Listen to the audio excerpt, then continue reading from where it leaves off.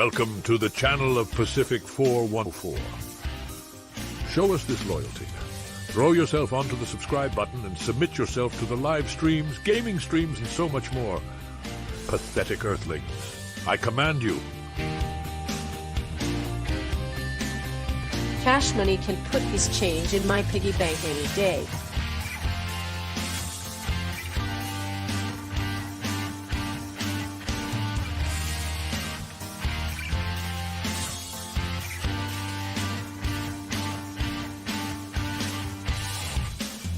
I just got your mind time. My time for the troll.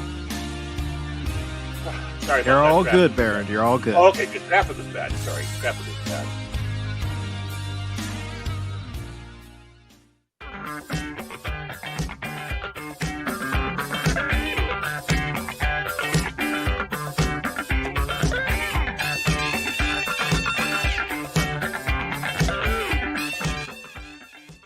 Warning, due to adult language and humor, the following content may not be suitable for any viewers under the age of 18. Viewer discretion is strongly advised.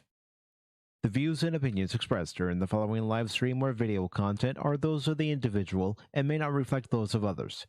Thank you. Oh my God, who the hell Baron Orman Tagge, Cash Money 007, PACIFIC414 are here to bring you all the pop culture and entertainment news. Rumor, opinion, discussion, watch parties, reviews, reactions on PACIFIC414 Pop Talk.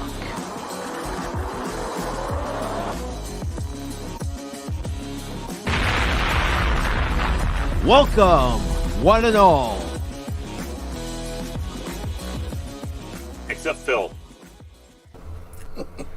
That is right, ladies and gentlemen. Welcome one and all to tonight's edition of PACIFIC414 Pop Talk, along with Cash Money 007 and Baron Orman Tagge.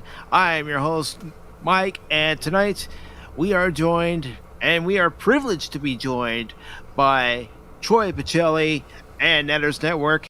Age Boomer will be along later on. Well, salute. Thanks for having us. Yeah, I'm real excited to be here.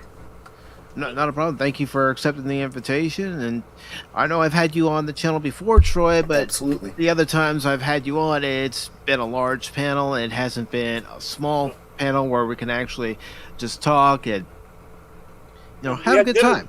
We had Dinner on that one time, too. So yeah. Yes, Netter has been on one time, too, and that was also an open panel. And yeah. I got to thinking. I'm the token female. The token female. You need that. But I got to thinking, you know, every time I've had Troy on so far, it's always been a large panel.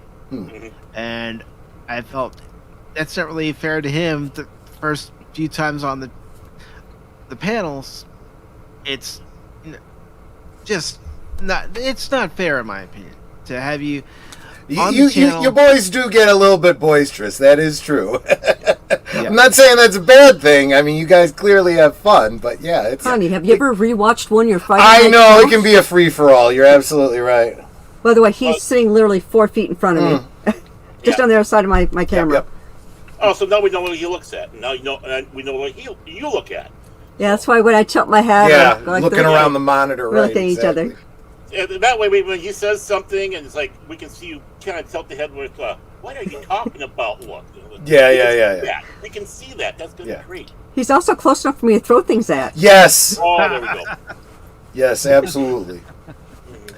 But yeah. That's why we have to resort to just busting each other's chops around here, since we're, not that close. We can't throw stuff at each other, so we don't have that. You might have states in between you. oh yeah. I mean, from coast to coast and in between. I mean, Mike's over there, close to the East Coast. I'm in the Midwest, and of course, then there's Cash. He's in that other country, the great socialist state of California. So. Yeah, right. California. I'm so sorry, Cash. Many years, I don't listen to a lot of crap that they have to tell me. So, Baron, you said you're in the Midwest. Whereabouts? Minnesota. Oh, okay. Yeah, we're Illinois. Minnesota. Oh yeah, there. Don't you know? Yeah, it's outside of Twin Cities there. Yeah. You can get that going around here, don't you know? You should have been in Fargo, man. You should have been in Fargo. Well, they needed to get more Minnesotans in there that actually talk that way there, and we can invite people over for a hot dish afterwards there, don't you know?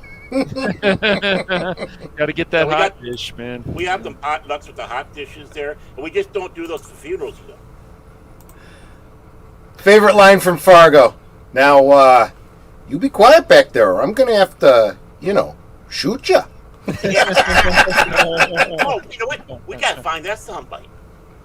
We do.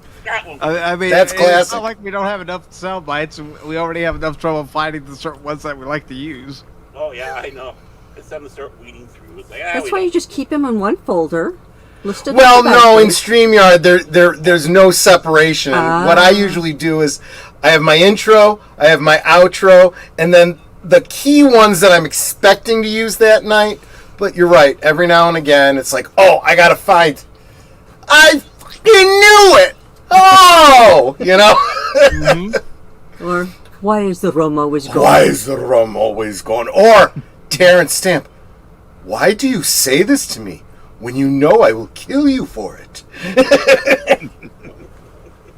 Yeah, because we have our favorites that we like to play here. I mean, whatever Cash and Baron get out of line, or a frequent guest gets out of line, I like to play this one. All right, youngster, out you go.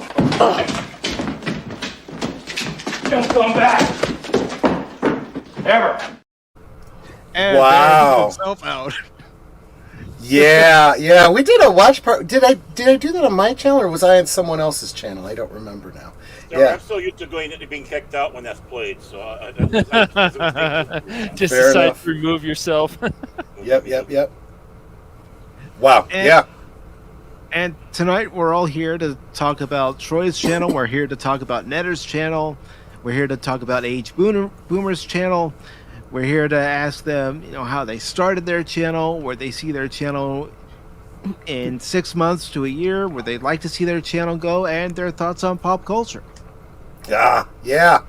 Well, it's probably cool to talk to all three of us, because our channels are pretty much intimately intertwined. I almost think of them as one channel, and we're just sharing the bandwidth, because none of us pays for StreamYards, so we would go over our time if we had three different streams. Talking about pop culture, pops on pop culture, I did the Potawatomi Challenge, and you can actually find that on, if you go to my channel, I've got it pinned there, so you can see me take the Potawatomi Challenge. And speaking of which, and speaking of Potawatomi, he will actually be my guest on Thursday on my Thursday Thing show. Yep.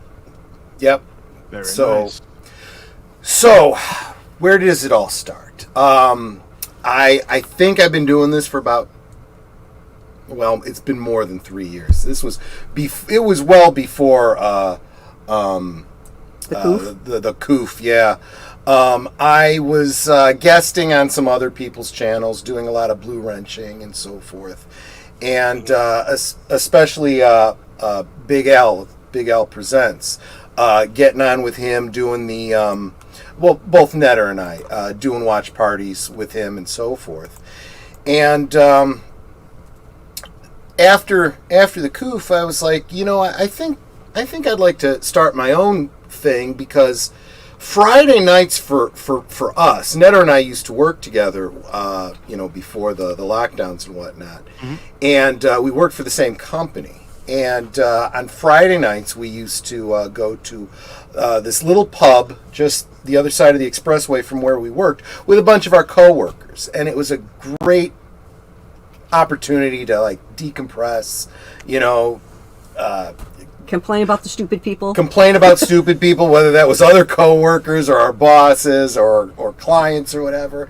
And it was something we really looked forward to during the week. And honestly, when we lost our positions from downsizing, Coof and all that, we were like, we're going to really miss that. So I was thinking, I think we could use YouTube for this, and we can, keep in touch. Well, didn't end up keeping in touch with any of the coworkers, but, started building a YouTube community here. So that's where the whole last call thing comes from. Hanging out at a pub, having drinks, chit-chatting, being social till the wee hours of the night, and then, last call for alcohol, and, end the show.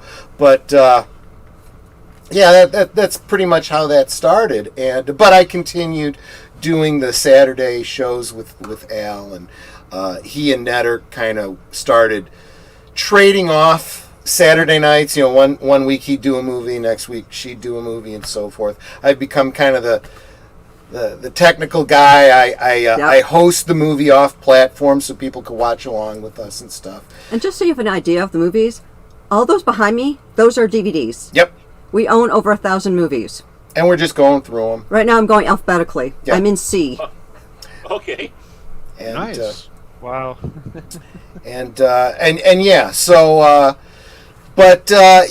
So my show could be just about anything. I mean, there's a lot of similarities to your show here, Mike.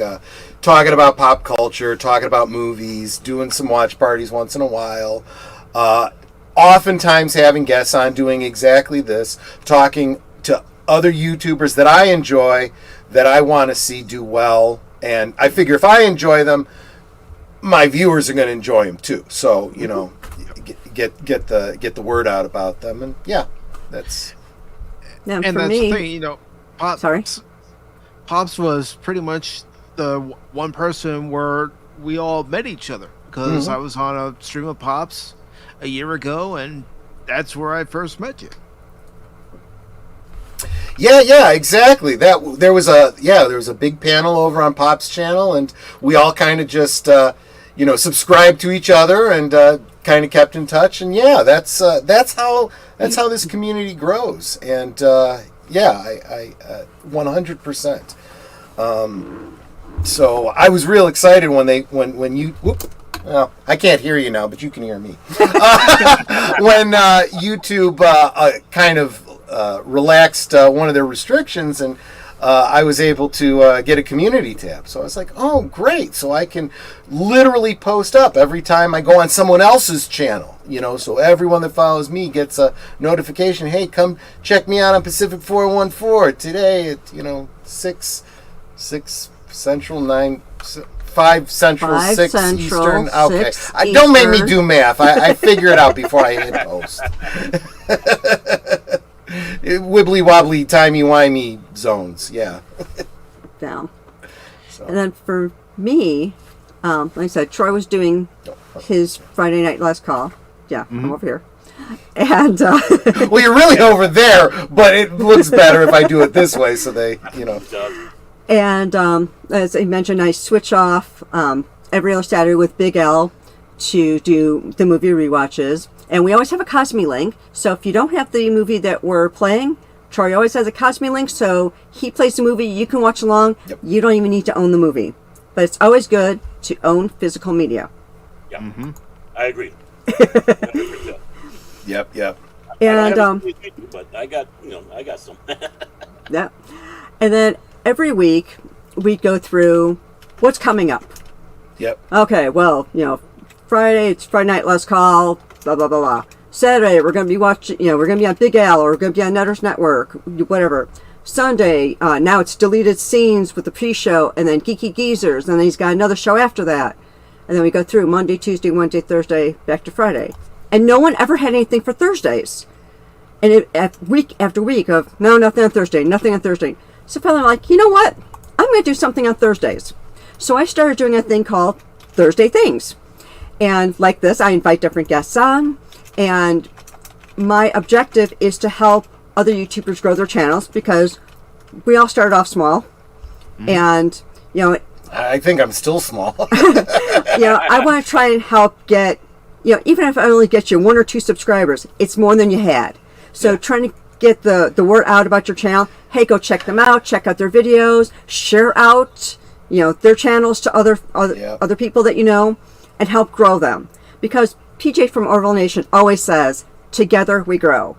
And so I'm trying to help other people. I know other people have helped me, and I'm not big by any means. I think I'm at 248. But I also have a gimmick. I'm not really in it for the subs. I'm in it to make people happy. So I tell everyone, you get me up to a milestone, and I'm going to give away stuff. Okay. So for my 200, I gave away 3 different things. So it's like I had a headset stand for gamers. I had a cell phone charger, one of those ones you just put your phone on top and it charges it. Yeah. I had a Star Wars game. I think it was the Hoth game that I gave away. And it's like, you get me to a milestone, I have a giveaway. So it's not for me, it's for you. So it's like every time I hit a milestone, you're going to get something. We're going to have gifts just for fun. And then I also have, just kind of on the side, and I need to edit like a ton of videos that I have and get them out there. I have vids up where I'm doing how-tos, product demonstrations, things like that. My very first video was how to fold a box, because sometimes it's a really good box. And you want to keep it, but if you just fold it flat, the flap sticks out and it takes up too much room. So if you fold the flaps in, it takes up a little bit less room, and you can still keep that great box until you need it. I remember her asking me once, do you think it would be a good idea for me to do, like how-tos of these simple basic things that everyone, should know and maybe doesn't? I'm like, you know what? I think common sense has gone out the window. I think there is no level of knowledge these days. What you think is, simple and everyone should know, nobody knows. Maybe go ahead and just do it. One of my most popular videos is how to fold a fitted sheet. Yeah, well, that's not a simple thing. That one's actually a little bit more involved. Yeah, I've had people go, I could never do that. Then I watched your video. Now I can fold a fitted sheet. And what I did is I took somebody else's YouTube video on how to fold a fitted sheet, and I followed it in novice terms. So it's like, okay, they're saying to do this. So let's see how we can make this work. And I had a queen sheet. I don't know what sheet they had in the video. I think they might have had a twin, because all of their lines and pockets and everything just matched up. Mine is like, okay, according to their video, this should be a pocket. My pocket's down here. But we're going to make it work. And at the end, I had a folded fitted sheet, and actually halfway decent. So yeah, so if you check out some of my vids, it's like I've got how-tos, and I've got other ones we put in other. I have a bathroom renovation that I did, how to do that on a budget. 5-part series. So you both have a nice variety of videos on your channels. There's something for everybody. That's what my aim is. It's like I want to be eclectic so that I can appeal to just about anyone. And real quick, I do want to welcome in the third member of this dynamic trio, Age Boomer. Welcome, Age Boomer.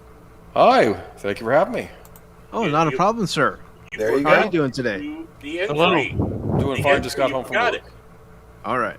Good. Where the hell have you been, soldier? Training, sir! Training, sir! What kind of training, son? Army training, sir! Army training, sir! Leave it to Baron. Here I am trying to be a nice, gracious host, and Baron's all. Welcome to the Lion's Den, Age Boomer. That's from Stripes. Where's your sergeant? Blown up, sir! Blown up, sir! So, H Boomer, to get you caught up, and again, thank you for accepting the invitation. On what we're talking about tonight, we're talking about your channels and where you see your channels going in 6 months from now, a year from now, where you'd like your channels to go, and your views on pop culture. Okay. Oh my goodness, where do I begin? This kind of sort of started out. Troy approached me early on, and we decided to do like a a weekly kind of covering the news, like pop culture news type of channel a while back. And it tends to be the stuff we're interested in mainly. I want to say it's not cultural related, but it usually is. 'Cause there's usually Disney is up to shenanigans or somebody else. But we try to be positive on the channel too. We start out the streams usually with a good old days, where we talk about something from the past we enjoy. Also, we have in remembrances a lot where we talk about celebrities that have just passed away. That's kind of a downer, but we have to talk about it. Like Treat Williams just this past week. He's the one that passed away. Yeah. We talked about him for a bit. Mm-hmm. And, as the future, I hope I keep growing. It's weird. My streams are very weird because I'll look at my links. Like the last one we did, apparently over 1,000 views, and I have no idea why. And other weeks it'd be like a couple hundred or something. It's weird. But Well, I think if you pay attention to the thumbnails, the ones that suddenly have really high viewership, like that I think one of your highest ones is the clip that you did from one with what's his name, Howard the Duck. Howard the Duck, yeah. I thought that through, and I know why people are going to that particular thumbnail. Oops. It's kind of it's that freeze frame where Leah Thompson's reaching over him and her butt's kind of like she's in her underwear. Yeah. I'm like, that's why people are going and checking that one out. I thought it was our scintillating commentary on Howard the Duck. Well, it's also got the most thumbs down because they get there and then they're like, oh, it's just two old farts bickering. No, I just assumed people love Howard the Duck and didn't like our take on it. That's what I figured. Oh, yeah, it could be. There's that element of it too, I suppose. But Troy and I, during the week, we find the news stories that sound most interesting and we start talking about them. The way I usually promote it, throughout the week is I say that, like half of it's going to be stuff that you are already hearing about on other channels, but we're probably bringing a very different perspective than you're getting on the other channels. And the other half is going to be stuff that nobody else is covering because it was just interesting to us, And then they go off on tangents. And I do tend to go off on tangents, yeah. Yes. There's nothing wrong with going off on a tangent, especially if it's about a particular subject matter where you're passionate about it.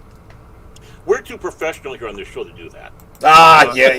Hey, far too professional.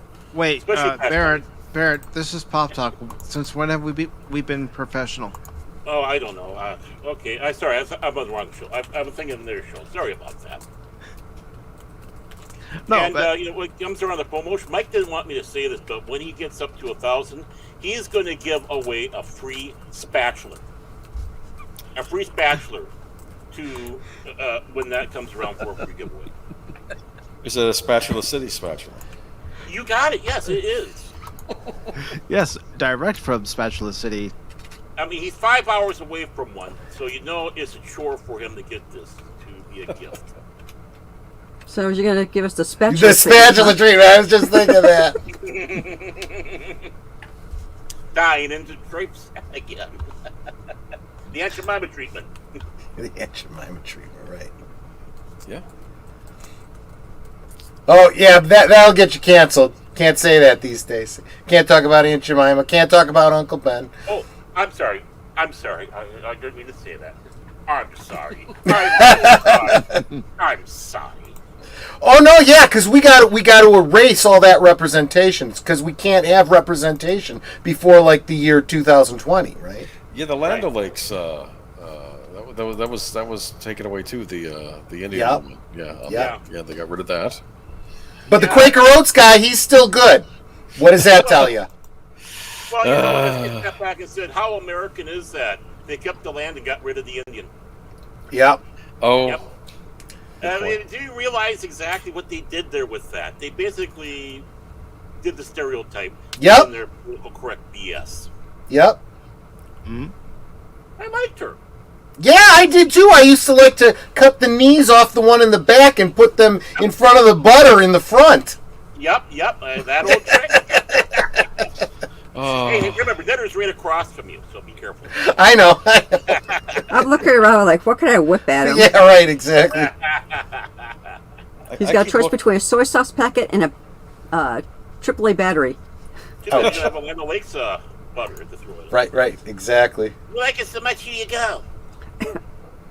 go. So, when it comes to your YouTube channels, and especially now that YouTube has changed the YouTube partnership program, where do you see your channels going 6 months or a year from now? You see, yeah, I just heard about that, and now I'm afraid to get too optimistic. But man, I mean, in theory, if I get my watch hours up, in the next month or two, I could get limited monetization like really, really soon. Up until then, it was like I was looking at I'm right in the I don't know where I'm at, 625, something like that, subscribers. So I'm like, okay, gosh, we're looking at probably not getting to 1,000 until, like Christmas or later, if I'm lucky. But now 641. Okay, 641. So that's pretty good. That definitely gives me enough. But I got to get my watch hours up. And I'm actually really close. So Yeah, it's like I've got about half my watch hours and half my subs. I mean, so I guess asking me that question, it's a little harder for me to answer today than it would have been like a month ago, because now that's a question I'm actively thinking through, and I'm not 100% certain. If I could monetize, could I justify spending more time doing it? Could I put out more videos? Could I put out more of those shorts and whatnot? I mean, that's really what it comes down to. And I'd like to say, yeah, we were talking in the green room, talking about, how much more we could do if we didn't have to work a day job, right? Well, yes. Right. If I could get monetized and, actually see some profit coming from it, maybe I could make it a full-time thing. That's much longer term. That's not something I expect to see happen in 6 months to a year, but that's the dream, right? Because they say if you could earn a living doing what you love, you never work a day in your life. Well, I'd like to not work anymore. And Angela Straven says Right. they didn't roll out the new requirements just yet, although depending on who you talk to, some people are already seeing the new requirements reflected in their YouTube studios. Some still aren't seeing it in their YouTube studio. I mean, like I said, I know that under the new requirements, I'm not even at the watch time yet, so it doesn't matter. Whenever they get around to me, I'm just trying to get the watch time up so that so that I can. Yeah. And for me, in the short term, if I can get monetized, whatever monies I get in from like super chats and all that will be going towards buying more prices for my subs, because as I said, every time I hit a milestone, I'm giving away stuff. I'm doing this for them, and I want them to be excited about, let's get her to the next milestone so that we can have this giveaway. And I'm trying to make each one a little bit better and bigger than the one before. So that's where I am in the short term. And long term, I would love to not have to work a full-time day job and just do this. That would be so much fun. Mm-hmm. So Lando is a Russian turtle. Ah, Mr. Garibaldi. Lando, call me, Russian, not Centarino. I asked him how big his tortoise was because he said he was letting it walk around and he had to find him. Yeah. He's always looking for his turtles. You just put a little leash on him. And H Boomer, where do you see your channel 6 months, a year from now, and also with the changes to the YouTube partnership program? I was just looking at those. I'm a little ways off from where I need to be. on that, but I'm hoping I'm still growing. I mean, it feels like a snail's pace sometimes, if I'm being totally honest with you. But like I said, I do need to be doing more on my end too, sharing things out, clipping and whatnot. But I don't know though. Sometimes, some weeks I do pretty well with views, though. I'll say that. I mean, I do get clicks sometimes. But yeah, I mean, it's my thumbnails, I think, that do it for you, man. You do some great thumbnails here.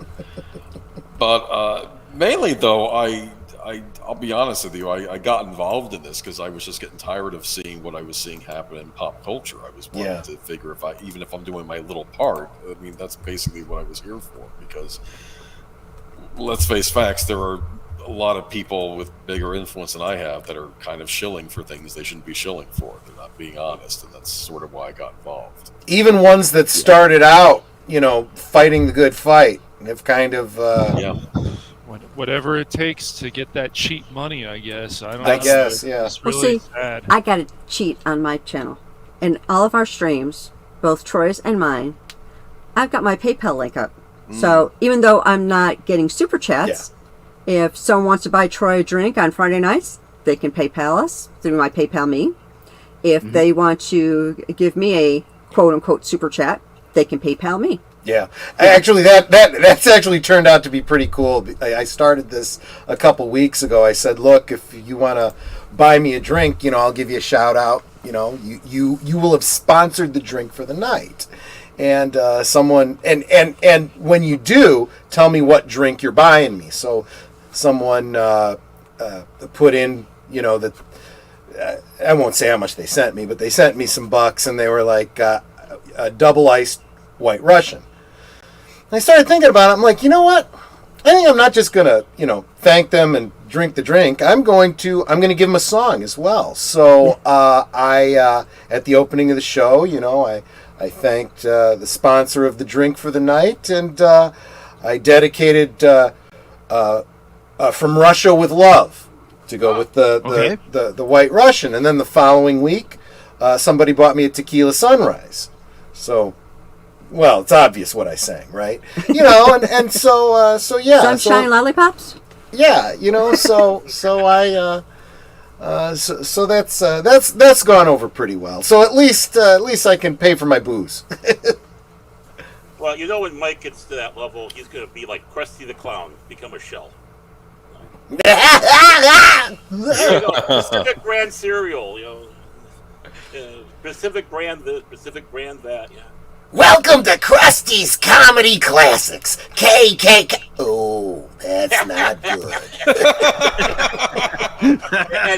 And the funniest part was he was at the Apollo when he was. Yes, he was. Yes, he was. I love that. That character is without a doubt my favorite character on the show, specifically because Krusty the Clown. And they've actually said this. The creator of the show actually specifically said he based Krusty the Clown, or I think it was the voice actor said he was basing Krusty the Clown on Bob Bell, who played Bozo here in the Chicagoland area. And I grew up with Bozo, and I totally could hear it. It definitely, he had that because he was a big smoker. Welcome, boys and girls. It's like. Wow, I totally got that. Well, dude, that. Great. Well, what's always great, of course, is the Krusty camp. Please don't be the boy. Please don't be the boy. Yeah. That's what Kat says about me all the time. Please don't be Baron. Please don't. But what's great is with having cable and WGN being on the cable network, I got to enjoy the Bozo show. Bozo and Cookie the Clown and all that. And here I am in my teens, I'm still watching it because there was just something about it that was magic. Yep. Oh, that was great. The what was the Bozo buckets, And oh gosh, it was great. In fact, you can even find on YouTube now some of the outtakes from the Bozo buckets because the kids would do these things and just watching the clowns just trying to keep it straight, keep them in line. So we want you to, put your feet right up against the line. Don't move from there. and throw it into bucket number 1, right? Okay, bucket number 1. Okay, you want a this or that and the other. Okay, now you stay where you're at. Walks around, puts it in bucket number 2, and everyone starts laughing. And Cookie comes in with the prizes, and he's laughing. And okay, please. I'm going to lose my job. Keep your feet behind the line and throw the ball to bucket number 3. No, she walks and she goes. You can find that clip. It's hysterical. It is just hysterical. Oh, I was thinking about I think he was a 3-year-old boy who kept going each bucket to put the ball in, and then walks up to bucket number 6, drops it in. Takes the coin out. Right, yeah, he puts the ball in, then he looks. He goes, mine, and walks away. And he just walks away. And they're like, oh, wait, come back. You got prizes. Yeah. Oh, gosh. Yeah. Oh, Jedi Bill, hi. Oh, man. Yeah, I mean, we don't have TV like that no more. I mean, no, they want to take away the innocence of children, and people have said this before. It's like even when you watch old shows of movies, and they just... I mean, when we've gotten to the point where kids are watching Transformers and they're talking about their pronouns, I think that's fine. Well, and we've also lost the ability to...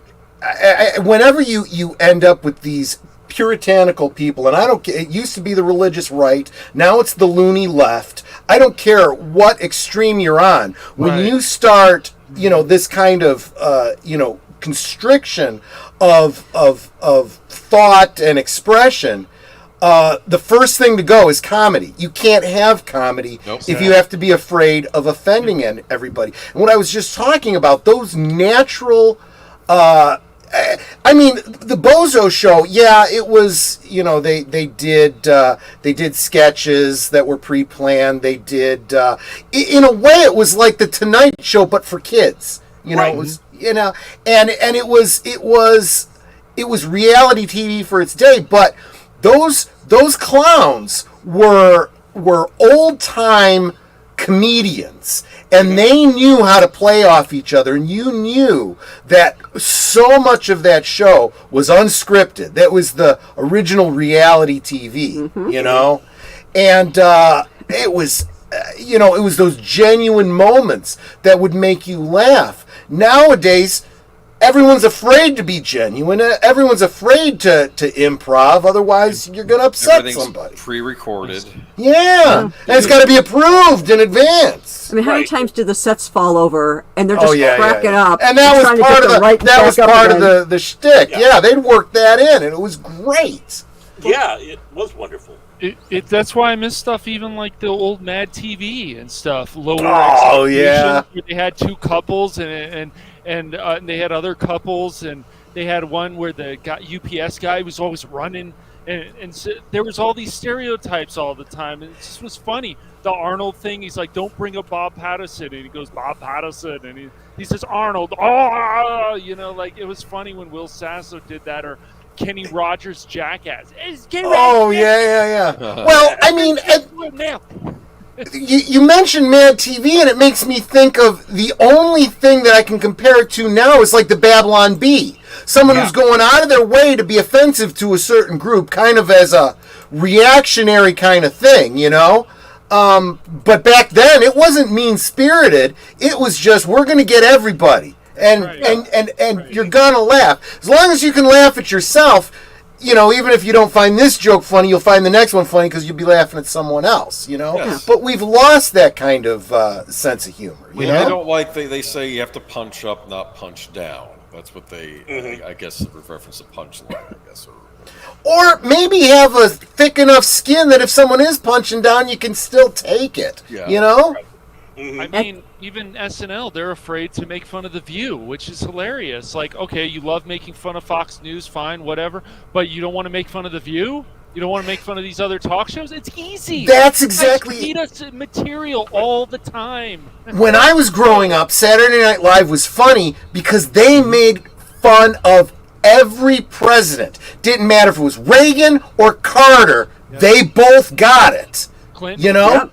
Eating at McDonald's was hilarious with Phil Hartman, or the Janet Reno or Daryl dance Hammond party. when he was Clinton too. Yeah.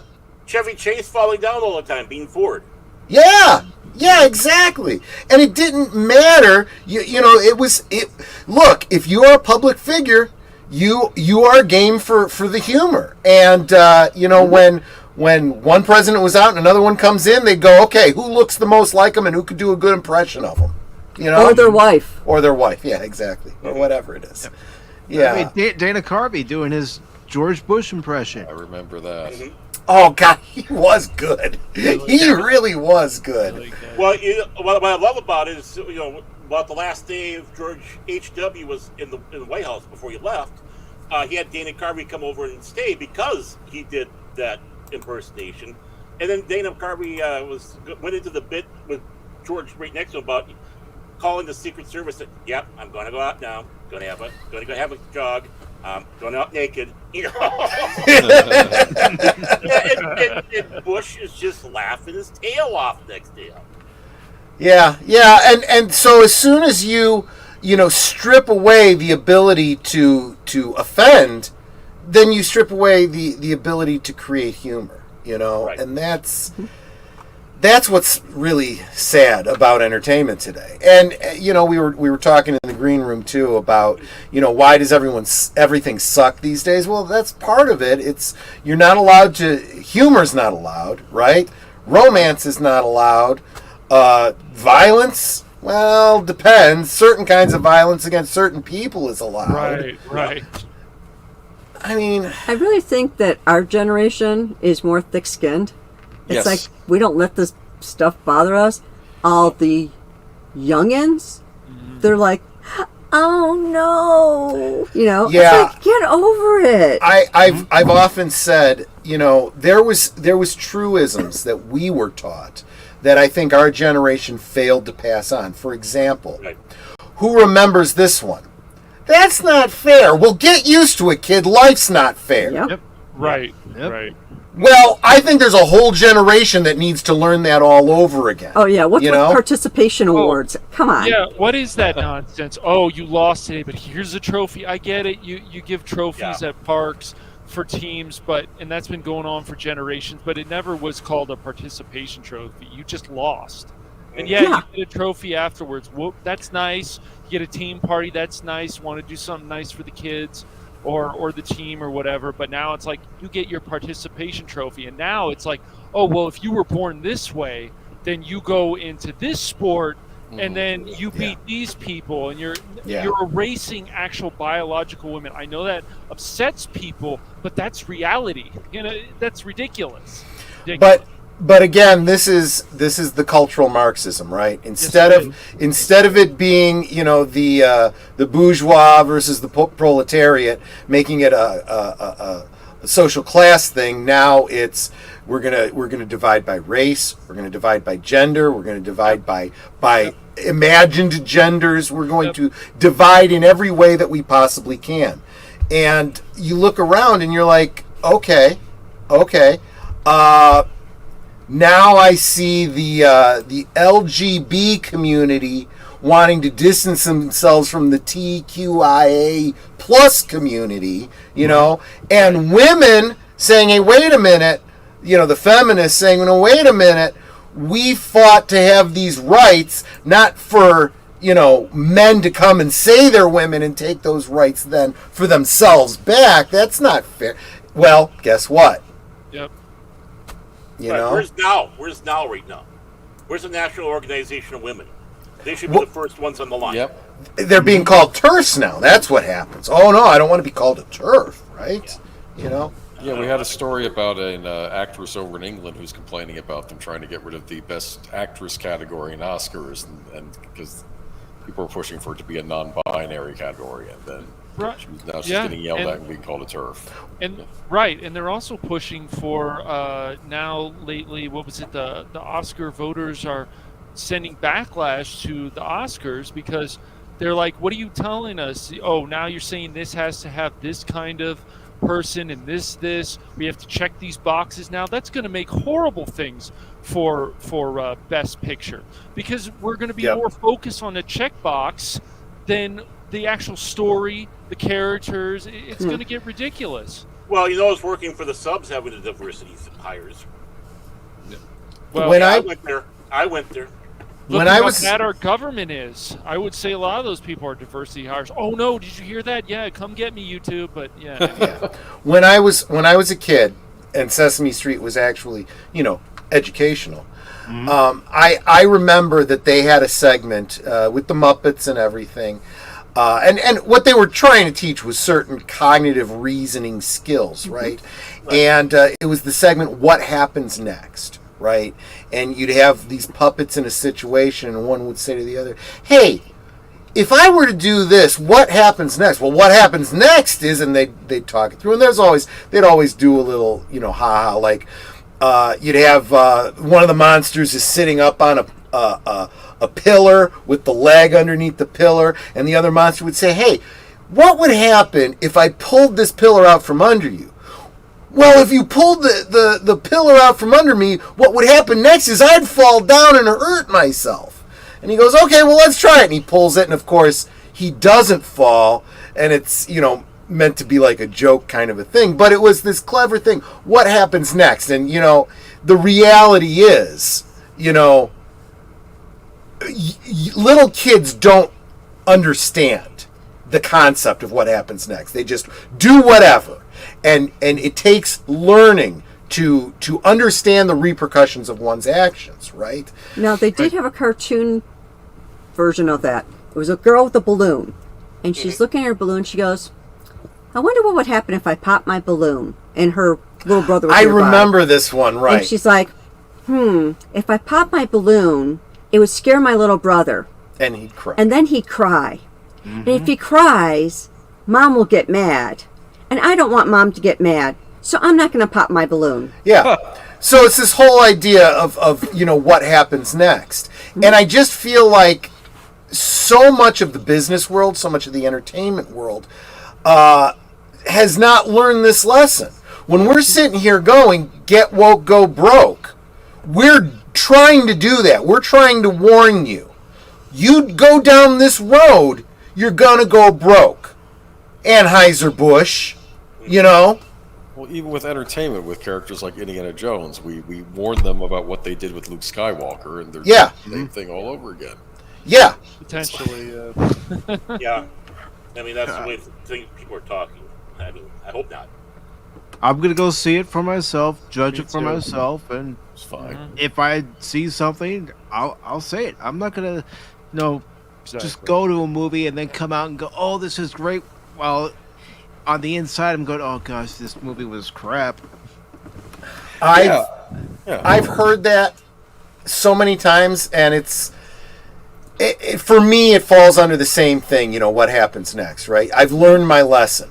I have been burned far too many times with too many franchises, with too many films.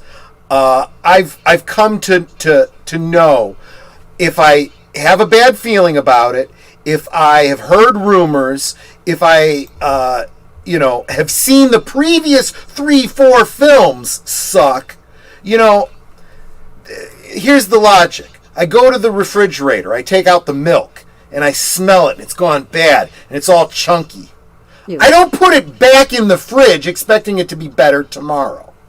So this is how I'm looking at movies these days. I will not be seeing Indiana Jones because I've already seen what they did to Willow, what they did to Star Wars repeatedly.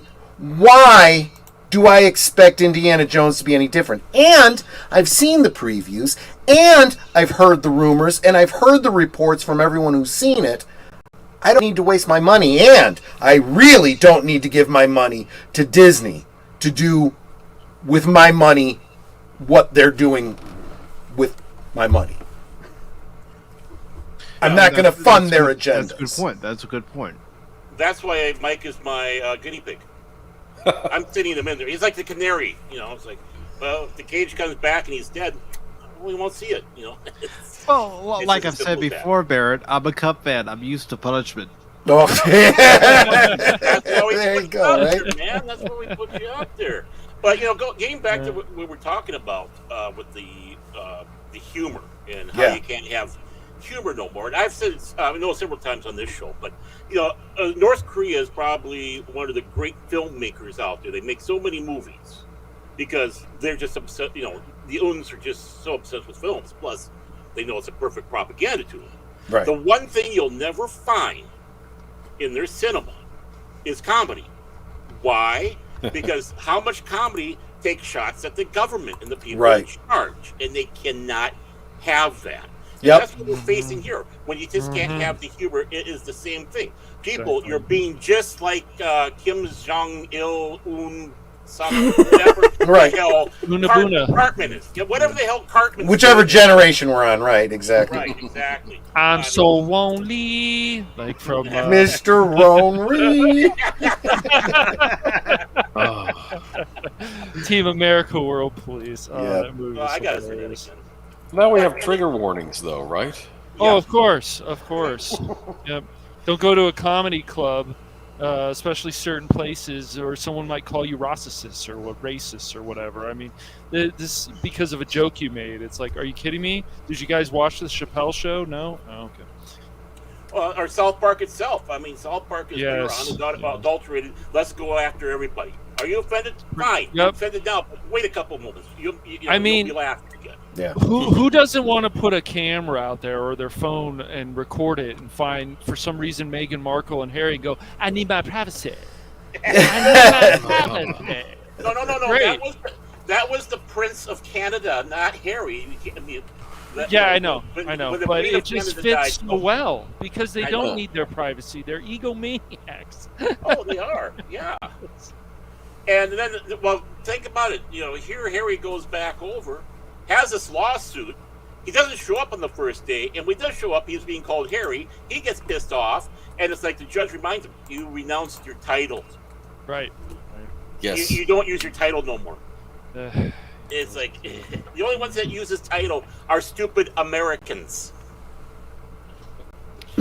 Well, plus we got a book deal too, where he's the spare now, I guess. Yes, right? and the nonsense from Netflix and both of them. Well, I'm sorry, I said that wrong. Spare tiree. He's the spare tiree they keep in the booth. But remember, Baron, they always need their privacy. I need my privacy. Where's my privacy? How about my privacy? Where's your privacy? We all want it. Yes, we want privacy. And then the fact that they wanted to sue Trey Parker and Matt Stone for... Wow. I love it. I didn't know that. It's hilarious. Oh, yeah, they did. And it's like, they've gone after everybody. There's no way. Yeah, you're public figures. You're morons. Go away. Or you're going to get, you're going to get it again. Just ask Jared from Subway. Oh. Yeah. Poor Jared. He didn't see it coming many times. It's funny because there was a line in a Fight Club where they said, which celebrity would you like to beat up or punch? And I thought at the time, Jared the Subway guy. And I didn't know anything about this other stuff he was into. I just couldn't stand him from those commercials. I worked for Subway. I worked for Subway when that came down. And it's like, and then we had... it was inside a medical center, and one of the guys that worked in the emergency department, his name was Jared. Oh no! He'd come in all the time. Jared from Subway, great. Yeah, well, Jared going to Subway, he's not Jared from Subway. Okay. Well, that's that, gentlemen. I will be right back. Okay. Okay. What do you do now? I'm sorry, what were you saying, Baron? She's getting something. I said, what do you do now? Actually, I just heard an alarm go off upstairs, so she's going to see what that's about. Oh, okay. Here I thought she was getting some ammunition. Oh, maybe. I mean, that's a possibility, too. I know it is with me of the long suffering. I mean, I think it's funny, and I think more people should even be pushed to start creating their own stuff because a lot of the industry is failing. And it's like, there's an artist I know who's part of one of the groups that we've been talking about, and Jace is involved in it. We've talked about maybe making a game, and we're like, well, if you draw a woman in a miniskirt and I'll put it up on Twitter, we'll get instant feedback, but we'll also get a lot of feedback. How dare you? Why did you do this? And this is something that I've been saying to a lot of content creators when they get the negativity, when they get the the criticisms and whatnot. I say, all you got to do is say to them, okay, show me how it's done. Show me your channel. What have you been putting out? Oh, really? You're not doing it? Well, shut up then. I don't care what you have to say. Right. Really. And this is exactly what I'm seeing, because you got people like Kelly Sue DeConnick. If you don't like my politics, don't buy my book. Problem solved. And then 1 year later, well, we're really concerned because there's been a big deflation in the market, and we don't know where the comic book industry is going from here. Shocker, right? Then you look at Eric July, right? He's on his second book, over $1 million. It's like, it's not that people don't want comic books; they don't want your crap. The hell you say? Exactly. Al Bundy was before his time, for sure. Yep. Yeah. They also don't like seeing the things they love torn to shreds and then expect the people to pay for it. I mean, right. I think we were talking this past weekend about what was going on with the Spider-Man comics, right? We were talking about the comics creators complaining about getting no money now. But, yeah. Well, and this is the other thing too. No, every time they give you the gaslighting, right? That you don't like people of color in starring roles. You don't like women in starring roles. You don't like strong women, whatever. Right. It's like, no, I can give you examples of all the ones that I do like, Mm-hmm. But that's the difference. My problem is not the strong woman. It's you literally crushed a male figure to superimpose a woman. You are tokenizing that woman. You are tokenizing that person of color, instead of creating a character from whole cloth. I think about Ripley, right? Yes. Didn't matter whether she was a man or a woman, she was a great character. But she wasn't a female character replacing a male character. She didn't have to put a guy down and make him less so that she could be more. No, she didn't. And it's funny when you even in the past, I got into a random conversation a few years back on a comment section. This person trying to keep telling me that only women were in bikinis in games and movies and this and that. I'm like, well, what about Xena? And like, you try to explain, what about Lara Croft? And they just keep going on. It's like, look, we're not going to be able to go. And we can look at all the guys that had all kinds of shirtless scenes. What about Well, what about in 2018, Aquaman, Jason Momoa? Yes. Why did that movie become a success? And you know how many women I talked to? Flocking to it. How many women I talked to said, I'm not really into superhero movies, but I'll watch that movie all day, Yeah. To see Jason Momoa. Shocker. But one problem, though, is, you're saying that you start pointing out the women that are strong, and then they'll sit back and do the thing like, well, you're just saying, like, you're not racist because you have black friends and stuff like that. It doesn't matter to them. You cannot reason and have a decent conversation with these people. These people, I'm telling you, like Cash. These people. Always. We know what's out these there. Drones. Right. And what's the next thing they do? They just turn around and just start doing the personal insults, the yeses and the faults. They have no basis for an argument. It'd be great if they came back to it. It's like, well, men never had. Well, let's see. Doc Savage, Man of Bronze. Conan the Barbarian. Frank Azara's artwork. These are, I'm telling you, women want the eye candy. Yeah. It's like Arnold Schwarzenegger and Conan. He was pretty good looking, wearing that little tiny long cloth. And I will insist, even the straight guys want a good looking male lead, and the straight women want good looking female leads, not because they're drooling over them, but because they want to imagine that they could be them. Exactly. That's my self-insert. It's James Bond. We've gotten to the point, even in sports, Troy, and that we are saying now that quitting on your team is considered brave and progressive. What? Because of a certain race? Because of what Simone Biles did in the Olympics, and we're supposed to applaud that? Yeah. Because we're afraid because of what race she is? That's where we want to keep going with our society? Are we stupid? It's ridiculous. Or what about And I'm not saying this because you're a Dodger fan, Cash. I'm saying this because it actually happened. Dodgers are doing better. What about Dodger fans? Hey! Whoa! Hold on there.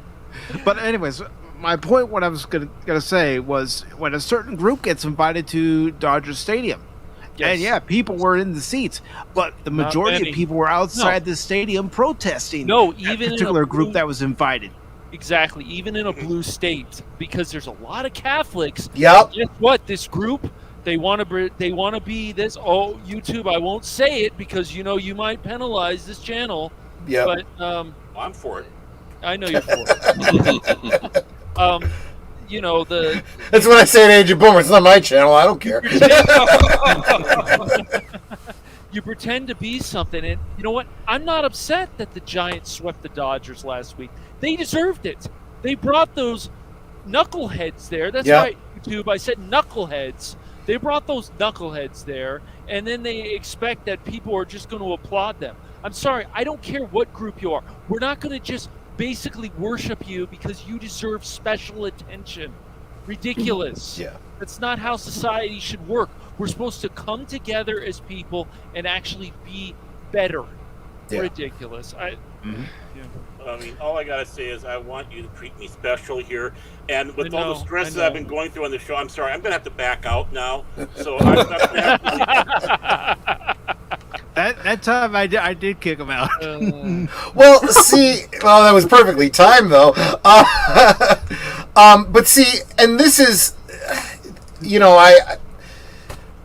I don't always follow his channel, but Jordan Peterson has been talking for years about this concept of intersectionality. He's like, and that's the problem. You drive the wedge, men and women, and then you go, but it's not just men and women, it's men and women and gay and trans and bi, and and you keep whittling it down, and then you start going, well, I can't see myself in that character because they're not the same color, the same gender, the same age, the same hair color, eyes, whatever. Eventually you get to the point where you can't see yourself in that character on the screen because they're not you.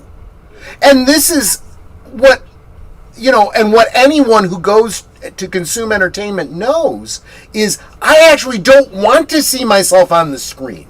I would cringe if I saw myself on the screen.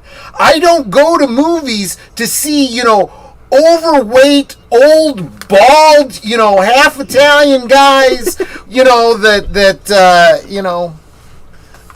don't. I want to, that's not who, I already am me. I don't want to imagine being that.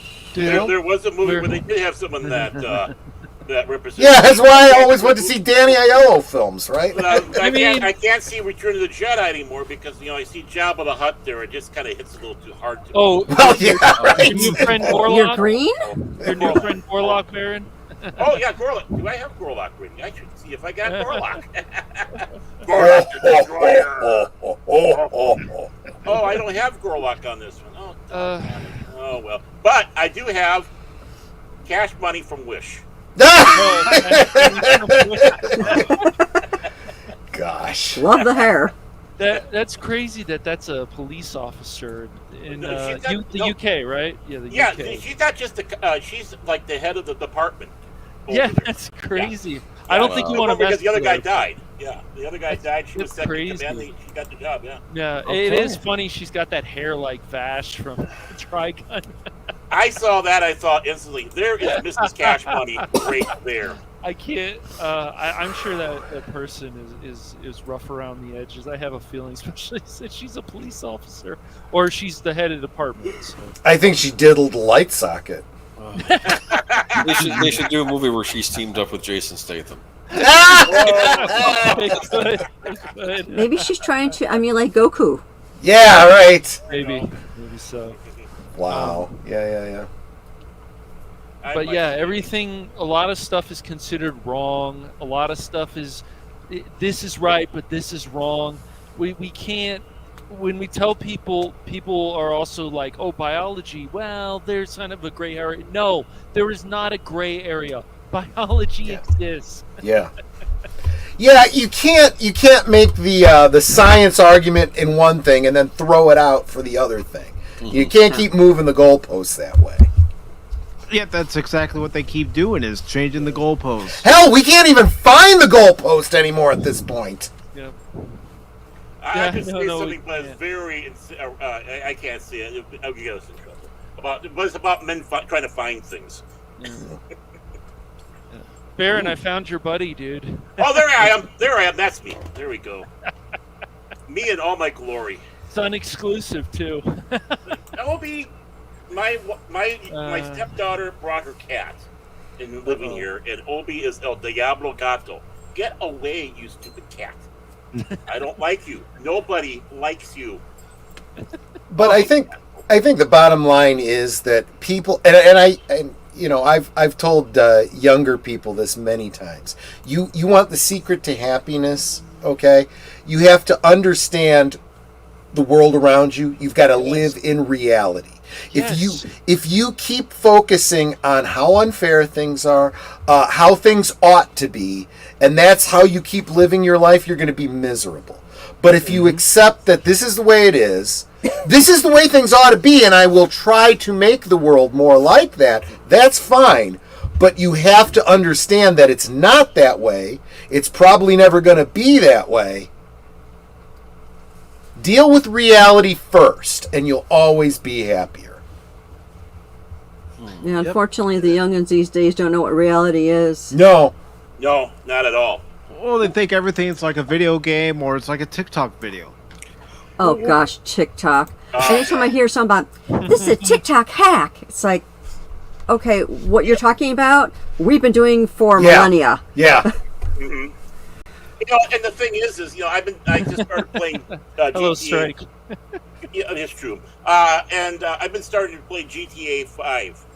And one of the guilty pleasures the long suffering I have is watching videos like stupid idiot drivers or truck drivers. Yeah. And of course, you know, how swift drivers are not so swift. I always knew that. Working in warehouses, I knew that. But watching the people drive and how they drive, and then me playing on GTA 5, I'm absolutely convinced this is where this generation learned how to drive. Yeah. Well, that's another thing that drives me up the wall is people not being aware of what's going on around them because they're too focused in their phones, right? So I'll be driving down the street, right? And I've been driving on expressways all my life. You know, I've been driving city streets all my life. And I'm an old guy, so it's, you know, a lot of years of experience, right? So I see, okay, what to watch out for. And I see the moron doing something stupid. So I know to get over, I know to slow up, I know to whatever. Mm-hmm. And so many times, and Netta will tell you this too, something will happen, and she'll be like, oh my gosh, did you see that? I'm like, see it? I knew it was going to happen long before it ever happened. You know? Wow. There was, we were in middle of winter, we're on I-90, ice. As far as you can see, it's late at night. There's ice. I'm all the way in the right lane, and there is a car just zips right by me. Bzzz, yeah. Right behind him is a semi, and he's he's not going as fast, but he's going pretty fast. And I start to slow up a little bit, and Netter's like, "What are you doing?" All of a sudden, that car spun out. The truck tries to avoid him, starts to turn, starts to jackknife, and it's coming right at me. I started to go a little bit faster and got right past all of it. She's like, wow! And I'm like, yeah, I knew something like that was going to happen. I was already prepared for something to happen. So that when it happened, I was ready to react. And there was a car behind the truck that slammed right into the back of it. Yeah. Yeah, the truck did end up crashing into the car, and I was already well past it, so I luckily didn't see exactly what happened. I did. It was probably pretty bad. It was very grisly. Well, keep in mind it was a shorter sports car, taller truck, so you know how the physics on something like that works. Yeah, I saw it all. It was not pretty. Yeah. Optimus Prime smeared. Yeah. You're describing June in Minnesota there. Oh, yeah. Yeah, the guy totally lost his head over the situation. Yeah. Probably. Well, that's just it. You're absolutely right. But you know, I do have to take a shot at our generation and even the boomer generation. How many times in the old days, driving along and the person is either shaving in the car as they're driving, or they're reading the newspaper. Ugh, goodness. Yep, and the ladies are putting on their makeup. Yeah, they're farting in the cars. FARD, fart. Or driving with their feet. Yeah. I've seen people drive with their feet. You know, see, now you're making me think about John Candy in Planes, Trains, and Automobiles. Oh. When he's trying to get the coat off and he gets stuck, and then the other side gets stuck, and now he's got no arms and he can't reach the wheel anymore. And he's driving with his knees. He's driving with his knees. I remember that. Ah! Well, you want to know a stupid thing I did when I was 16, 17? I had a big old boat, a green 1977 Chrysler Cordoba with rich Corinthian leather. It was green. Everything was green, including the rich Corinthian leather. Oh, God. And I since 16 or what, I've always smoked a pipe. I was the only juvenile delinquent that smoked a pipe. But I would be driving, and I'd pack my pipe, and start packing my pipe while I'm driving, and ooh, nice. Yep. Elementary. And I was here with my because I'm packing my pipe. And then, of course, I was young and stupid, but luckily, I never got in an accident. Luckily. Yeah. Nice. I was stupid. I admit it. And there's so many times where, I mean, if you just sit and watch people on their phones, and you just watch, and you're like, that person is going to walk into that pole. Boing! And then you're just like, yep. Yeah, well, you know what you're hitting on there is exactly what comedy's about. Yep. It's us being stupid. Yep. And whether people like it or not, stereotypes are there for a reason. They're not the end all be all, but you can find stereotypes in just about everybody, and that's what we make fun of. Yes. I mean, look at Fargo. Should I have been offended with Fargo being a Minnesota? Yeah. Should I have? I mean, yes. Oh, sure. Maybe. No. If you heard anything, that was Obi rushing against my mic, so my apologies. And it's also the way you respond to things, right? If you walk into a mailbox like someone said or whatever, you can get upset, but it's not the mailbox's fault, right? Netter will tell you, I walk into things all the time, and I know full well I've just walked into an inanimate object. Oh, pardon me, pardon me. I do the same thing. And it's like, and people look at me like I'm nuts because I'm talking to a coat rack or something. Oh, excuse me, pardon me.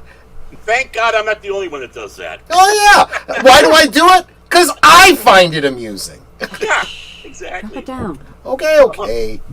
Wow. Yeah, I gotta reel him in. Yeah. Oh, I tell you, I don't envy him. Well, I mean, that reminds me again when I was young and not quite legal. We work at the Amoco station, but we'd have a meeting sometimes at the local Applebee's. Mm-hmm. And there was a little underage drinking. They let us do it. I was never carded until after I was 21. And we were done with the meeting. We start walking out, and I start walking on the crosswalk. Well, one of the guys goes, "Hey, there's a car coming."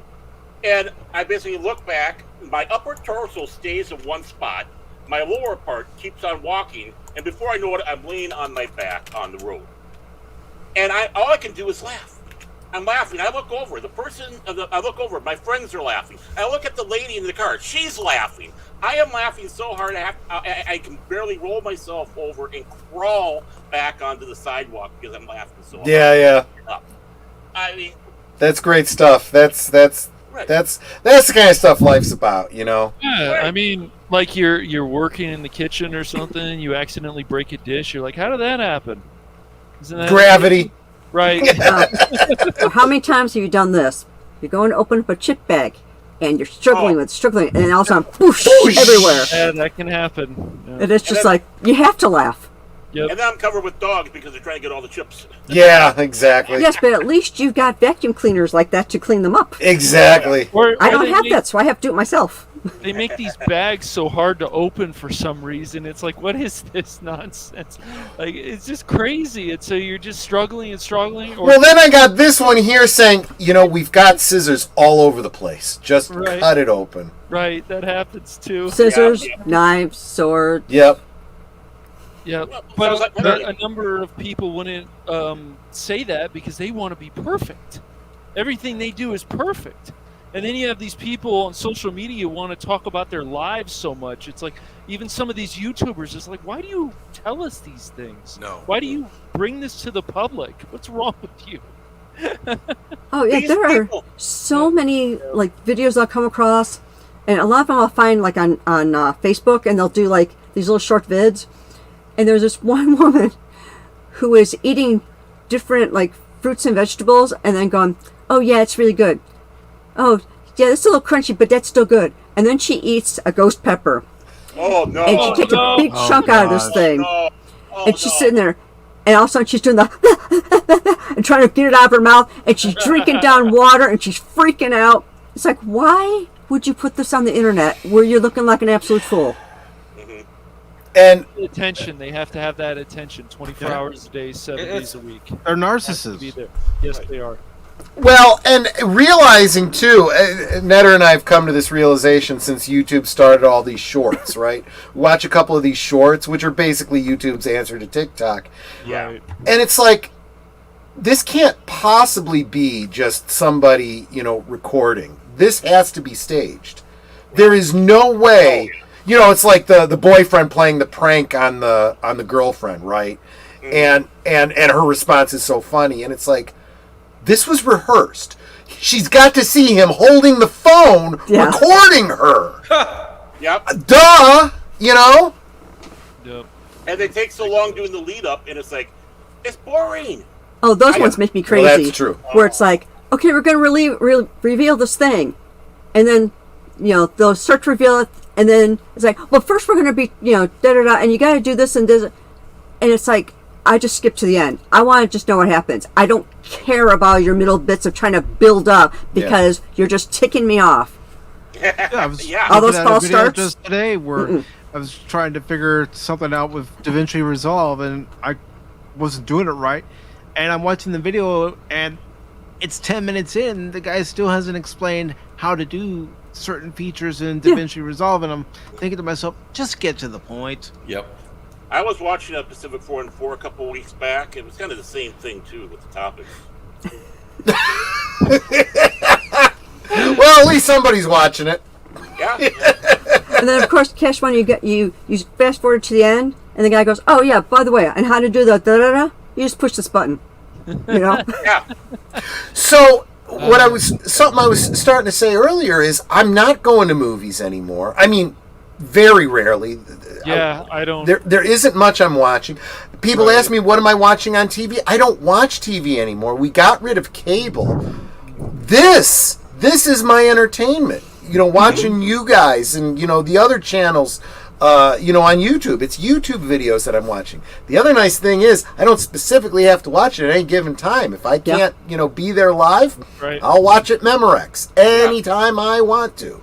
It's like most nights when I get off work, Troy's got some vids already queued up for me. He goes, so we watch Grace Still Plays, or as I call it, Grace Still Murders. Yeah, or Call Me Kevin, Call or Me whatever. Kevin. These people playing these crazy games that I would have no interest in playing, but it's hysterical to watch them play them. And Yeah. You were playing Goat Simulator though. I was playing Goat funny Simulator. game. That is, Funny game.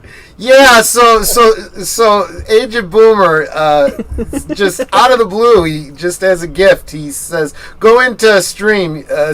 You got a game to download." And I started playing this, and Netta and I are laughing so hard. It's the dumbest thing in the world. She's like, "Well, what's the point? It doesn't seem like you can die." I'm like, I don't know, but it's fun.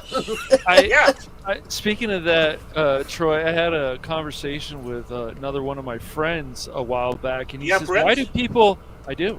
Why do people play this game entitled Goose Game? And I said, it's a goose. It does stupid things. And why is it made so much money? He's like, we can make a game like this. I said, it's just stupid and it's fun. And even you can make goose sounds that some of these.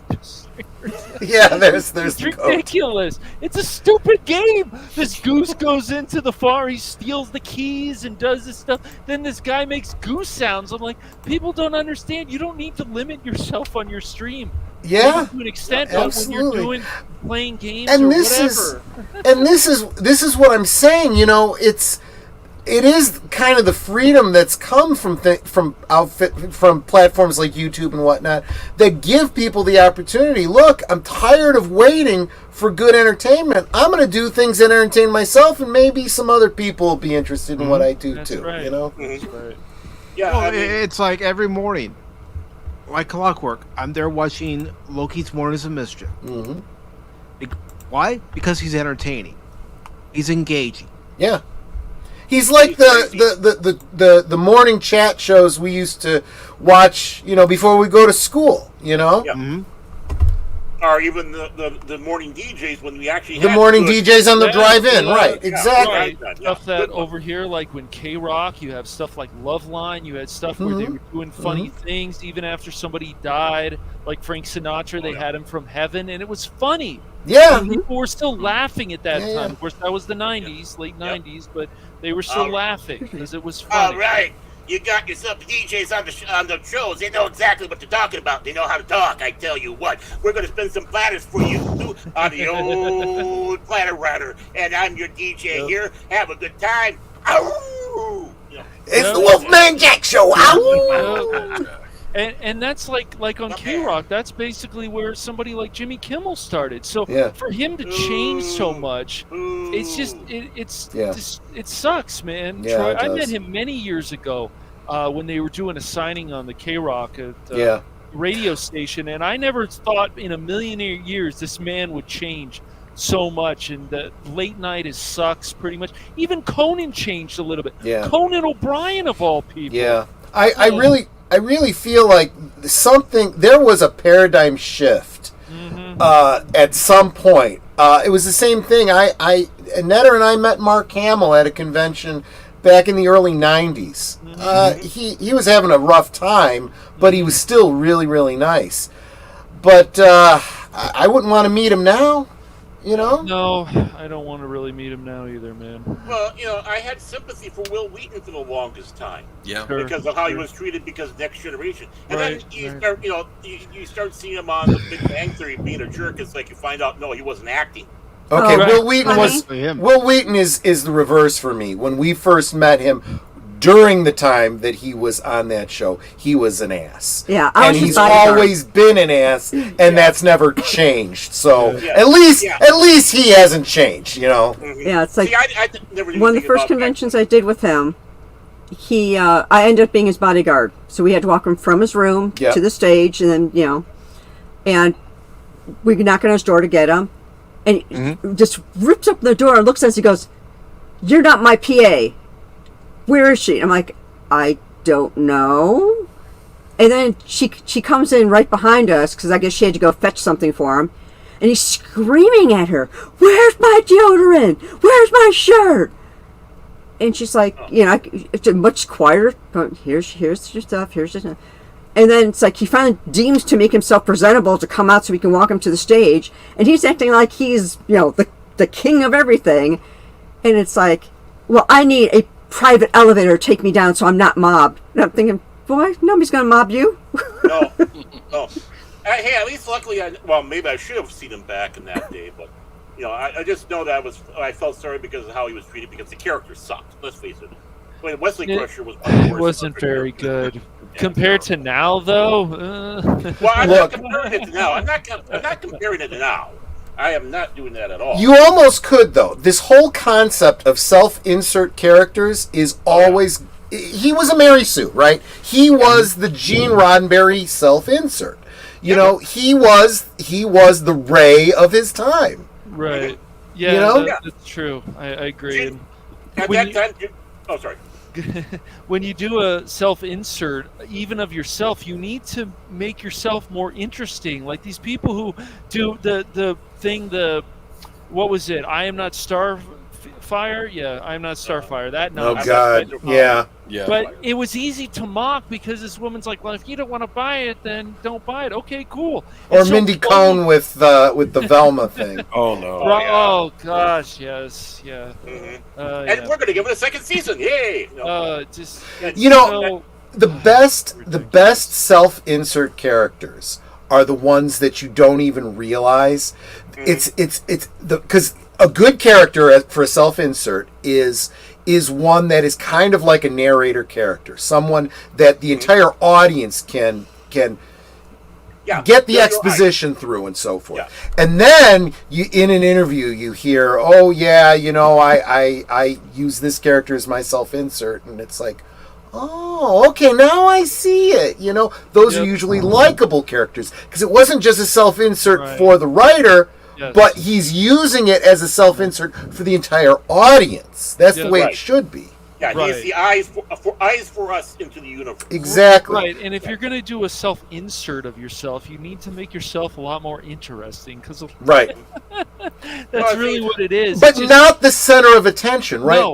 Because the audience is there to see all of them, right? Not themselves in the action. So we haven't gotten to VR just yet. No, we're working on it. But that's the same thing. It's like with these writers, they're all nervous. A lot of them are replacing by AI. Well, you did a lot of this stuff to yourself. Yeah. Sorry, not sorry, but you did a lot of this stuff to yourself. Right. I've said this many times. It's not that AI has gotten so good. It's that the writing has gotten so bad that by comparison, AI actually looks good. That's a sad thing. It really is. Yeah. Generic rehashes by AI is actually better than the crap that, some of these writers are putting out now. The AIs get it. Right. And I have these conversations with other friends of mine, too, about, listen, if you want to watch this, I do not, by the way, Phil. Get that off the screen. I see that. But anyways, our resident troll, Phil McCracken. Yes, he is. In fact, I'm sorry, Cash. I got to break in on this one. We have to do this because he is here. From Kraken, worst troll ever. I love that. Okay, back to you. Back to you, Cash. Yeah, the writers, the scripts that they're coming up with now. Even when you talk to other people, your friends, other friends. I had a conversation with somebody I'm working with on some projects, actually working with on them, Troy, and they're like, well, She-Hulk, this is just an example, She-Hulk isn't for men. I don't think She-Hulk's for anybody. I think She-Hulk's an insult to She-Hulk. Well, and the creator admitted it to the press, which is the dumbest thing on earth. And here's the other thing, this whole idea, it's not for you. First, who is it for? And B, why isn't it for everyone? Exactly. The smart money is create a character that everyone's going to like. But you are writing these geniuses in Hollywood now are writing stories that only they care about. And that's why they're going broke. They only care about them and they only understand them. Right. Nobody else does. Why did Star Wars succeed? Because you had people who were not into science fiction or fantasy. But they loved the characters and the story. Why do you have people out there saying, I am not a science fiction fan, but I watch Star Trek? Because that, for some reason, grabbed them. They're not interested in anything else science fiction, but they're grabbed on that. Star Wars grabbed the entire population to make it the huge success it was, because it spoke to people. They could identify with Luke Skywalker. If you're a farmer wanting to get off the farm, and you can identify that. You can identify the racing with Han Solo and the Falcon. Everything across the board. Even my grandfather, who was a World War II vet, could identify with the Empire and the fight that they had going. Right. The other thing that I think so much of entertainment is missing today, and I think that all of our channels are great examples of our thirst for it, is the things that we enjoy, we want to be able to share. We want to be able to have conversations with people. Did you see that in the thing? And oh yeah, and when he said this, and you get excited about it, right? Now what you're doing is, did you see that? Oh, it was terrible. Oh, I liked it. Well, and now we're fighting. Because it represented you, and I'm just a white male, and I can't possibly understand and it's driving the wedges. And that's why they're doing this, right? Because they specifically are trying to divide us. But it ain't fun. That's why nobody's going to these movies or subscribing to these streaming services or whatever the case is. You know? I just want to let you know, Troy, I'm Norwegian, you're Italian. I can't identify with you, okay? I really can't identify with you at all. What is this? Well, because you're a goat. That's bad. That's bad. That was bad. Ooh, Yeah. that's bad. No means no. No means no. No, sorry. That was from a bad joke. Sorry. But I can tell you, Troy, that there's still a few new things. Like there's Lucky Hank, but of course Bob Odenkirk is starring in that. He's starring in that show. And then there's stuff like Animal Control that actually ticked off PETA. I'm like, that is definitely a show I want to keep watching because it makes PETA upset. That's a win. Yep. That's a huge win. Oh, there was a show last year that I kept telling Cash about, saying you got to watch this. It's a great show, and that was The Old Man with Jeff Bridges and John Lithgow. Yes, that was a very good show. It is. Yes, You and would I'm glad abide. there's going to be a second season. Yeah. Mm-hmm. Yeah. Well, going back to what you were saying, Troy, earlier about not watching any TV, and I'm in the same boat. I mean, if I do watch, it's like Pluto TV, some of the old shows. Yeah. And all that. But the only new thing I'm really watching is On Patrol Live on Reels. The ride along with the cops, which used to be Live PD when it was on Sure. A&E. And then, of course, they got the other series, Jail. And I'm kind of wrapped in that one, me and the missus. Other than that, there's nothing out there. I mean, those aren't scripted shows, obviously. One's live and the other one's, reality shows. The fact is that there is plenty of old media out there just waiting to be discovered. We've got Tubi, right?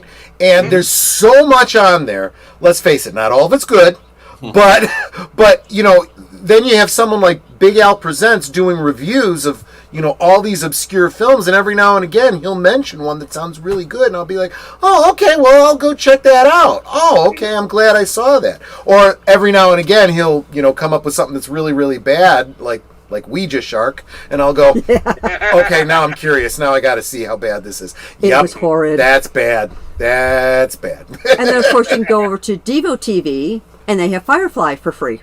Yeah. Yes. Firefly was one that I didn't see until after the show had run its course, and I was like, okay, everyone's telling me to check it out. I checked it out, and I literally had just finished the series on DVD when Serenity was released. So I wasn't in the situation where I had to wait. It was kind of nice to be able to get that resolution. Not everyone got that. Because Fox screwed that show so hard, and they've screwed other shows, just like ABC. Many shows, yes. Agent Carter. And when I had this conversation about Agent Carter, Troy, it was like, oh, well, a lot of men said they hated that show because a woman started. Who said that? Who? Nobody, no straight guy I ever talked to. Great, man. Agent Carter is a badass, and I don't care what anybody says about that show. That was a quality show with a strong, what you like to call female character. That was a strong female character. And now we have to change Carter into Captain Carter. Yes, I get that what if, but she doesn't need to be Captain Carter. And meanwhile, we will never, never, never get a Captain Britain film of any kind. No. Oh, God, no. And, one of the things I liked about Peggy Carter in the first Captain America was the way Haley Atwell portrayed her. Yes. Yeah, she's hot. I loved. Oh, that's not what you meant. She's Sorry. an attractive woman. Oh, that too. that helped too. Yes, but her love for Steve, and it didn't matter if he was thin or not. Yeah. She loved his personality. Yep. Just loved that he was willing to do whatever it took to basically be a better person or help society or help America and stuff, because he's supposed to be the symbol of America. And so changing him to gay or whatever you want to do, and then that not selling with the comics because they had Captain Gay or whatever it was. Right. And he throws like a trash can. It's like, why would people be excited? Some people may, a lot of people won't. And then you get mad at people because this didn't sell. Well, why do you think it didn't sell? Take a guess. But, and this is what everybody is missing about character building, right? Nobody cares whether the character is white or black, male or female. What they care about is those character elements, right? The how clever the person is, how willing to stand up for what's right. The things that you find admirable, right? Yep. But unfortunately, this tokenization Yep. does away with all those positive character things that you can relate to and admire, and you reduce them down to their color, their gender, who they like to sleep with, and that's all that's important about them. Yeah, and nobody can respect that. All these shows nowadays are always about so much sex all the time. Sex. Shouldn't there be more to the character? No, he gets laid. Like, this is not the show Hung on HBO, if you ever watched that. I did, yeah. That was a fun show. It was. There was so much more to the character than him just sleeping. And that was the point. In fact, it got to the point where, he was doing this to earn a living, and he didn't kind of really want to be, No. And Thomas Jane has even said in an interview that, I actually sucked at guys, whatever. I had no money, and I did this. And it's like, are we supposed to hate the guy? I mean, it's weird to a lot of people, but he did it. He didn't have money, so Cash, $20 is $20. You should know that by now. I don't know. Maybe he got paid more, but he's always been open about his sexuality. But even The Punisher, I don't hate that movie that he was in. I thought it was pretty enjoyable, actually. Oh, I love The Punisher. Did you see Dirty Laundry? No, I haven't seen Dirty Laundry. Oh, that's good. Gotta check it out. It's a great follow-up. It was his passion project. It's him basically returning to the role. It's not called The Punisher because, he can't officially call it The Punisher, but check it out. Dirty Laundry. It's probably out on YouTube somewhere. Okay. Yeah, it's really good. Netta really likes it. Very violent. I wouldn't have made her watch it, but she wanted to see it and she liked it. So I was like, I warned her. I like The Punisher. Oh yeah, it was The Punisher. Yeah. Cool. Captain Carter was pointless. Leave her as agent rather see Native American Captain America in What If. Actually, I'll tell you what. Talk about missed opportunities on Marvel's side. When Marvel did their Ultimates, they had this great bit where they had every country had their own Captain whatever. And I wanted at least one issue of a comic for each one of them. I wanted to see Captain Italy. I wanted to see Captain, Paraguay, whatever. Sure. Yeah. That would have been cool. Yeah. Yep. Yeah, go ahead, Baron. Oh, go ahead. I would love to see Captain Britain. I mean, they love to, they push for Judge Dredd, which is great. I love Judge Dredd. Don't get me wrong. Mm-hmm. Yeah. But I'd love to see Rogue Trooper. I'd love to see Stratton Dog. I'd like to see Captain Britain. I'd like to see these people on the screen. We want to talk about how worldly we are, but see, that's just it. We're trying to make these American centric, which is fine, but then you're shocked when it doesn't sell in China, right? And then you alter it so it'll sell in China, and then it's nobody in the U.S. wants it. What you need to do is you need to set up what we need is the Badger. Well, yeah, the Badger would be good too. But we need, if you want to be global, what you do is you set up a Disney, Marvel cinema, movie making company in the UK and in China and in Canada, right? And then you do characters written by people living there in that culture. Right. Look, how do we not have a Canadian Marvel storyline going with all the Canadian characters that they've had over the years? Very true. Very good point. And maybe they're not that popular in the U.S., but they'd be hella popular in Canada, right? Or they could be. They could. And there could be, yes, if they're done well. There was that Russian superhero film a couple years back. I didn't actually see it, but damn, it looked good. Mm-hmm. You guys know the one I'm talking about? Unfortunately, I'm not familiar with it. No. I got to see if I can find it. I never bothered to look into it, but yeah, it looked Watch or really something good. like that. Something like that, yeah. Yeah, it was like, I'm like, original characters, not, anything, that we'd ever seen before. so it was Russian. I'd be interested to see it, you know? Yeah, exactly. I mean, if people are so obsessed with anime and the stuff that comes from Japan, let's spread it out a little bit more. Let's see what other people give us. Yeah. What I would be fine with that. Yeah. I don't know. Somehow this pendulum is going to swing, and they're be like, "Oh, a lot of the, like." I'm not upset about this writer strike, and when I see people go, "Oh, it's for the little people, the people who get coffee, the people who are behind the cameras," and I'm like, "Listen, Dave, how many writer strikes do we need? We've had what 4 or 5 writer strike, strike, I guess. Yeah. There's been 4 or 5 of these where the writers go on strike, and it's going to start again, and soon it's just another few years. And I've said it plenty of times here on Pop Talk. As far as the writer's strike is concerned, let it happen, and it has, and let Hollywood as we know it end. Right. Yeah. I think that earlier about movie franchises. Look, I mentioned it earlier in the show how DC and Marvel, the comics industry, is dying, but that doesn't mean comics are dying, because you've got people like Eric July and so many others doing great independent work, right? I see now the same thing happening with the entertainment industry. Nobody is watching late night TV anymore. They're watching channels like this on YouTube, and are watching old Johnny Carson shows. Yeah. Exactly. The funny thing is, Troy, that as far as I still know, what's the late night leader now?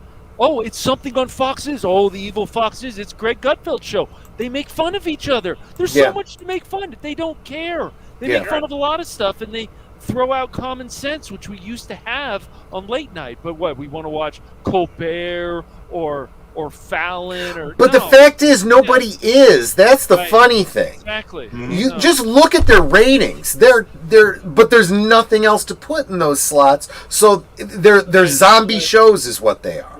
Right. And carbon copies. Carbon copies. It's like it's the same thing. It's like we don't want clones. At least there was a difference between Letterman and Little. At least there was a difference between them. There was. Yes, there was. I'm just waiting to see the day that we have a stand-up comic that goes up on stage and goes, "So how about that Trump? We all hate him, right? Yeah. Orange man bad, right? Yeah." And just do that for like 15 minutes until people are no longer laughing. Yeah. And you're like, oh, I see. You're making fun of us. Yes, exactly. Yeah. Exactly. But that's what you need to do. It's like, if you lower your expectations, and what I mean by lower expectations, you don't expect or demand high quality entertainment. That was another Mad TV thing. Lowered expectations. We talked about that earlier. I love that. Yeah. That was a great skit, man. Right. I mean, that's the trouble. This TikTok-minded society, they have no idea what it's like to formulate out a show, how to get the punchline right.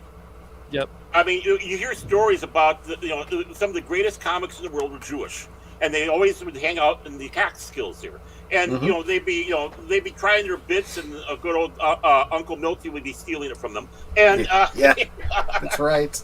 That's right. And hearing people that were not Jewish, such as Orson Bean, talking about how they're kibitzing back and forth, and you take a look, and there's George Burns, Jack Benny, and all these others, and they're just trying out their little bits, and that's when they polish it down, and they were not afraid to criticize each other. And that's the other thing too. There's this assumption. And I see it in music, I see it in acting, I see it in comedy.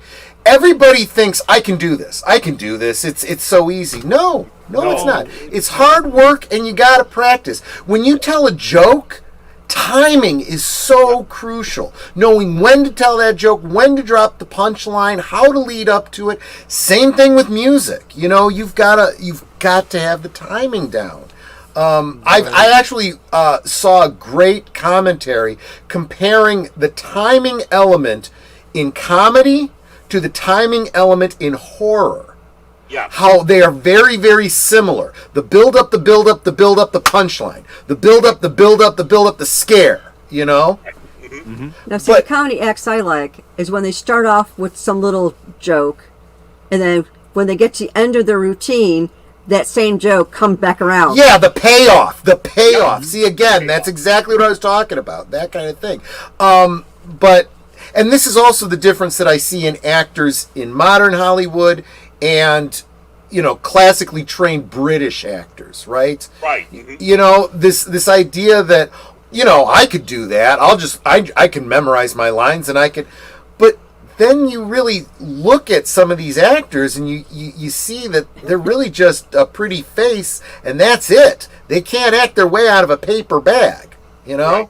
Right. Who are the best actors? Not necessarily the best looking. It's the so-called character actors. The ones that you don't know their name, but you know that face. They're in everything. Mr. Cellophane. Yeah, and they, John C. Reilly, for example, exactly. You know, where Howard. Yes. Yeah, exactly. So Clint Howard probably makes more than an average Hollywood actor, and he's constantly in work, and all he does is go on a sit for like 2 or 3 days, and the rest of the time he's golfing. Says, what better is life than that?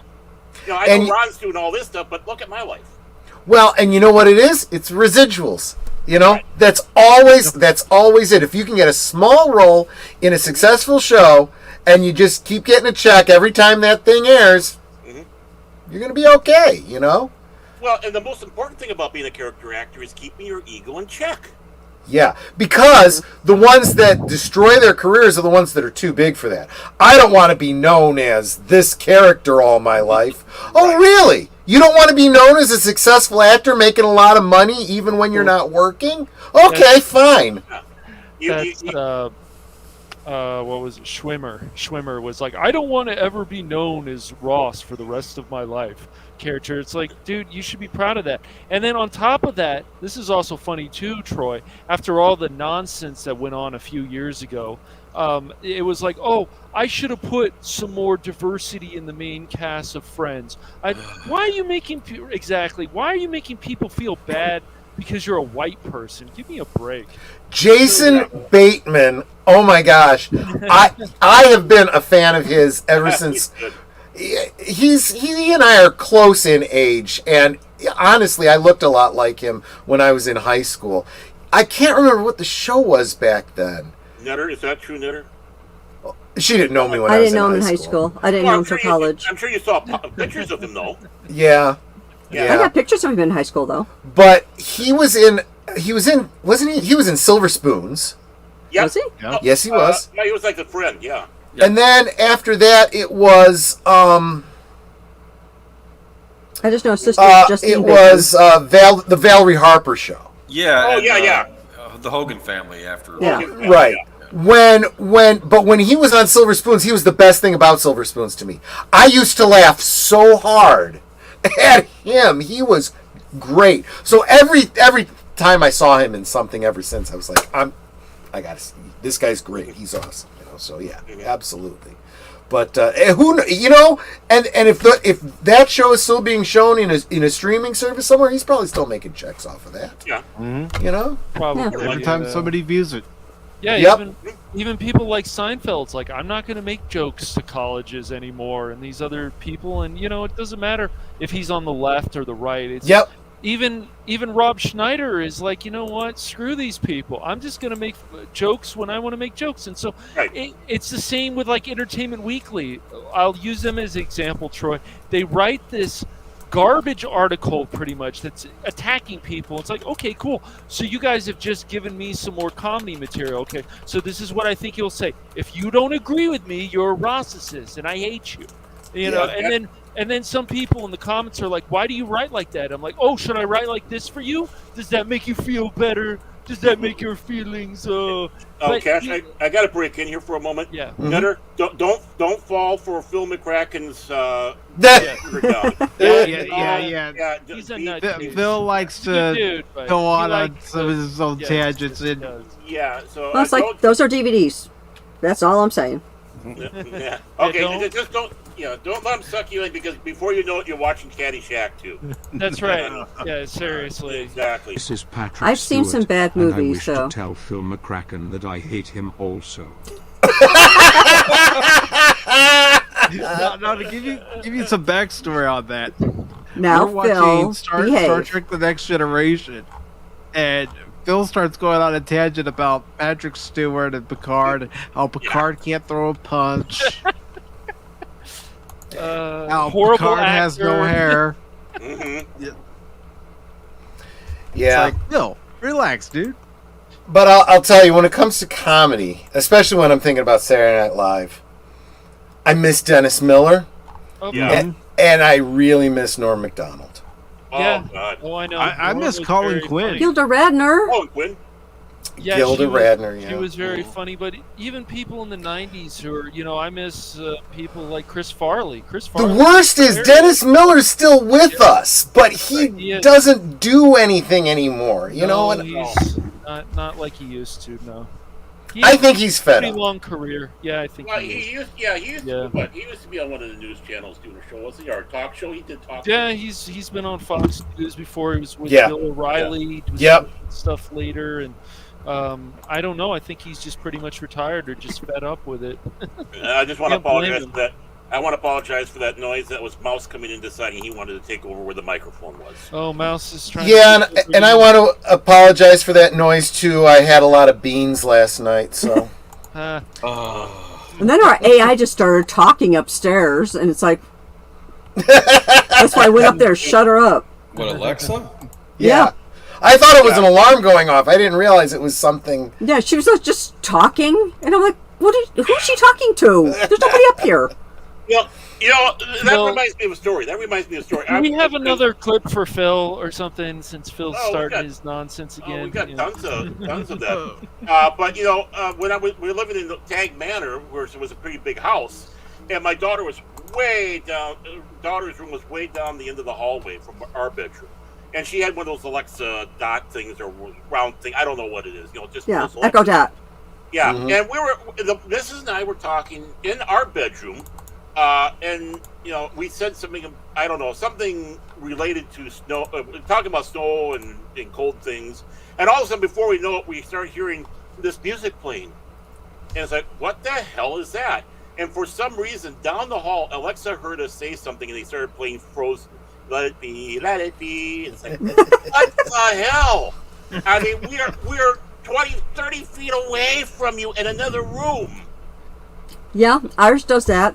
I can tell her to turn on the light in the bedroom from down in our family room, and the one in the kitchen will answer, or I'll ask the one in the bedroom something, and the one in my office will answer. Mm-hmm. And so this is for Phil. Yeah, well, that's just like your opinion, man. That's for you, Phil. It's great. Especially since so many people have recommended it to me, and then when I was looking up recipes for White Russians last week, I kept running into that movie. I'm like, okay, all right, I gotta see The Big Lebowski. It's a brilliant. It's a great movie. Really. Yeah. It's a fun story, fun adventure. The first John time Goodman I saw it steals was. the show. Oh yeah. Oh, he definitely, does. he does. Did, yes. oh, did you say John Goodman? Do you see what happens, Larry, when you fuck a stranger in the ass? Okay, wait. I want to ask Phil McCracken some. How do you know if Patrick Stewart can't kiss? You ever try kissing him? Inquiring minds want to know. Maybe we don't want an answer to that. Right, can we please yeah, I'm overwriting. I'm going above Mike here. You're hired, Netter. Yeah, right. I just said you bet your match, Phil. Yeah. I mean, I'm security and bouncer on other channels, so, I'm small but I'm feisty. Yes, she absolutely is. You had to take care of Will Wheaton. Of course you are. Dude, Oh, Patty, I got one even better. We used to do this immersion con for a Victorian Renaissance or Victorian steampunk, That's what I meant. And I was sitting at the security table by myself because everyone else was off doing something. Either they're on break or something was going on. And we had a section roped off where you weren't supposed to go past that point. You had to go around to the staircase. And these guys kept trying to come through. And I would just get up and look at them, give them what they call the mom look. And it's like, Oh, I you know get that your bottom back behind that rope, and you go to the stairs. Now, these guys are at least 6 feet tall, and at least, built like linebackers. And I'm like, move your butt to the staircase. And they're like, yes, ma'am. Backing up, put the rope back, walked around, and every time they saw me, they're like, ma'am. It's not just the mom look, but you got the red hair. That's right. Now, keep in mind, I'm only 5'4", so I'm a shorty. I'm tiny. Yeah. And I'm scaring these guys. We call that feisty. Yeah. We know Yes, I'm small, but I'm feisty. I'm also Klingon. And to that, Netter, I do have a clip I'm going to play. Here we go. Glory to you and your house. Kapla Nunesh. Yes. Okay, well, if we're going to And do by that. the way, folks, Troy can actually speak real Klingon. Yeah, a little bit. Staple. Yeah, I'm not super fluent, but if you got a piece of text you want translated, I can probably translate. We need to get that clip on here, Mike, from Frasier, where I've talked to Troy about this. I love that one. That is classic. So amazing. The best part about that was there was enough real Klingon in there that when I first saw that, I immediately recognized it. So I was already laughing my ass off before, the joke is revealed, right? But yeah. I can speak Pig Klingon, kind of like Pig Latin. Pig Klingon, okay, good. Although they'd call it Tard Klingon. Oh, okay.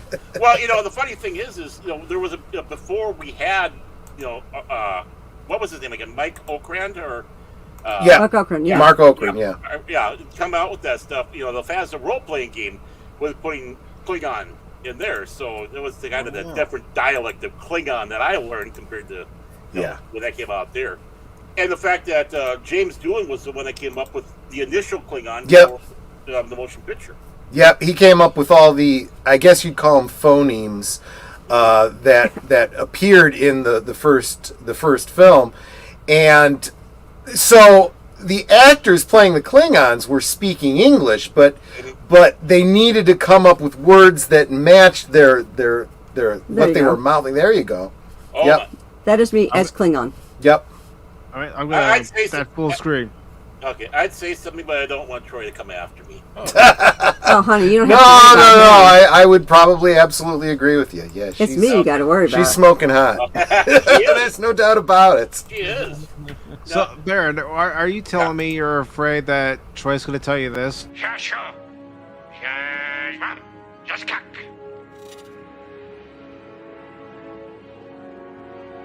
He said, "Today is a good day to die." Hey, look at the uniform I'm wearing. Of course I am. I prefer Nuknek Yuchtepul. Where's the chocolate? Yep, exactly. Yep, that's exactly right. The most important words you probably could learn in Klingon. And let me tell you, I guess what really hurts when I see clips like that is remembering how good Star Trek was. Oh, yeah. There was the great Klingon episode where you had the three Dar Masters from the original series, right? Oh, yeah. And they go on this quest, right? William Campbell, John Kalikas, and the great Michael and Sarah. Yeah, and there was this whole bit about, and I it's been so long I've forgotten the details, but one of them was dying, and says to Dax, "Well, today is a good day to die," and she says, "It's never a good day to lose a friend." Mm-hmm. And it's just they don't write like that anymore. I know they can't. You know? They can't. They don't. They don't want to. Well, they don't want to because they're activists. They're diversity buyers. They're all. It doesn't. They only know how to destroy. Yeah. It just they don't understand. And if you're lost, like actually lost, like I don't know what story. Go back and look at all these novels. Look at why people like this stuff so much. But that's like scary to them. They're like, we're going to do something better. We're going to do something different. Which is why it's so ridiculous when they blame us as ists and phobes, and this is why it. No. We told you what we wanted. You didn't give it to us. Therefore, you don't make money. That's how this works. That's right. Well, I'm going to throw it to you, Cash, here with this one. You're now experiencing Babylon 5 for the first time. What do you have to say about that? I like the fact that I'm watching sci-fi like old Doctor Who, where it actually makes me think. Wow, something that actually makes me think. How far into it are you? We're just a few episodes. Yeah, they just got the gathering and moved on. And I'll tell you one thing. The one thing that grabbed me into Babylon 5 was not the pilot movie, even though that kept my interest. And you had to wait a whole year. It was Midnight in the Firing Line. The first episode of that show got me. Yeah. And you want to know the one thing that got me the most is how they tried to have an accurate space battle with fighters. Yep. I'm going, my God, I haven't seen this. And this was J. Michael Straczynski's way of going, I'm going to do my own thing that's not Star Trek. Yep. With talent. Yep. Like people like Jakar, he even saved that woman. He says, well, it would make the admiral or the captain upset, and I don't want that basically on my conscience. Right. Yeah. I was like, I was like, dang, that is such a good series. I'm scared to death that they want to reboot this thing. I don't care if it is J. Michael Straczynski wanting to reboot it. It was so great the way it was, and it was the first time that you got these great story arcs where something that happens in the first and second season has a payoff in the fourth season. You know what I'm thinking. I'm thinking of Veer with the look up at you and smile and wave like this. And then the payoff for that. So, oh my gosh, exactly. Phil, you're really obsessed with a lot of things. I worry about you sometimes, man. I really do. But that's the big thing is not only that, but he wrote how many of those episodes? Majority of that show he wrote from season 3 on to except for one episode in season 5, which was done by Neil Gaiman. He wrote that all. And what he didn't write, he gave the writers these parameters that they had to fall into because he was a real showrunner. He had a vision and he wanted to see it through. This is where all these other franchises are falling apart because there is no one doing that. And you're able to bring people over like DC Fontana and David Gerald and Paul and Peter David onto that show, who are known for their Star Trek work. Now working in this universe and knowing how to write in this universe, not trying to bring Star Trek over. Right. Yep. And if you're going to do a reboot of something, do something like the Coen brothers did with True Grit. That was really good, and it followed a lot of the original story. That's what I'd like to see. But we have too many reboots. We have too many reboots of games, too many reboots of movies, and it's just getting worse and worse. Because some are cool. There's no imagination. No one can come up with anything new. All they can do is steal other people's stuff and make it worse. Yeah. Right. And not understand why it was popular. No idea. Right. They keep making the mistake of assuming that as long as you slap the name Star Wars, Star Trek, Indiana Jones on it, they will come. No, that is not enough. It might have been at one time, but we've all learned our lesson. Right. Yeah. You have to be a literate person to do this. I mean, you take a look at, J. Michael says you can see how Tolkien and and all that influenced Babylon 5. You can see all the influences from the Seven Samurais to even just the Hot Rod films. Yep. That influenced George Lucas. Even films like the Westerns. I mean, as I step back and say that Greedo scene is nothing but Tuco in The Good, the Bad, the Ugly. You're going to talk, you're going to shoot. That was his version of doing that. Yeah. When there was a Deep Space Nine episode with the Gem Hadar, and it was very clear that they were doing like a live action homage to the Charge of the Light Brigade. Where theirs was but to do and die. And it's like they charged in knowing they were going to die because that was their job. And it's like this writer gets it, Right. Brilliant. Right. You have to be literate in some fashion or another be able to make it even more so, I'd say, in the science fiction universe, because you are world building. So what are you going to do? What are you going to pull from, or whatever? Good old A. Van Volt took I, Claudius and made it into the Empire of the Atom in that book series. You could truly tell that's where he was taken from I, Claudius. There's so many others out there that you can say, oh yeah, they grabbed from this or they grabbed from that. And the thing is it is an homage. It is inspiration. It's not stealing. They want to try to say it's stealing, but it's not. Yeah. As you said earlier, it's that continuation of the hero story. The idea of an homage means that you are stealing, but with respect. And that means you have to love and understand the thing that you're homaging. And that's not what they're doing, because there is no love there and there is no respect. Right. And what would really be nice also, Troy, if they would just come out and say, you know what, we don't understand this material yet, but we're actually learning and we want to give the fans something entertaining. I would love to see more directors, older directors, sure.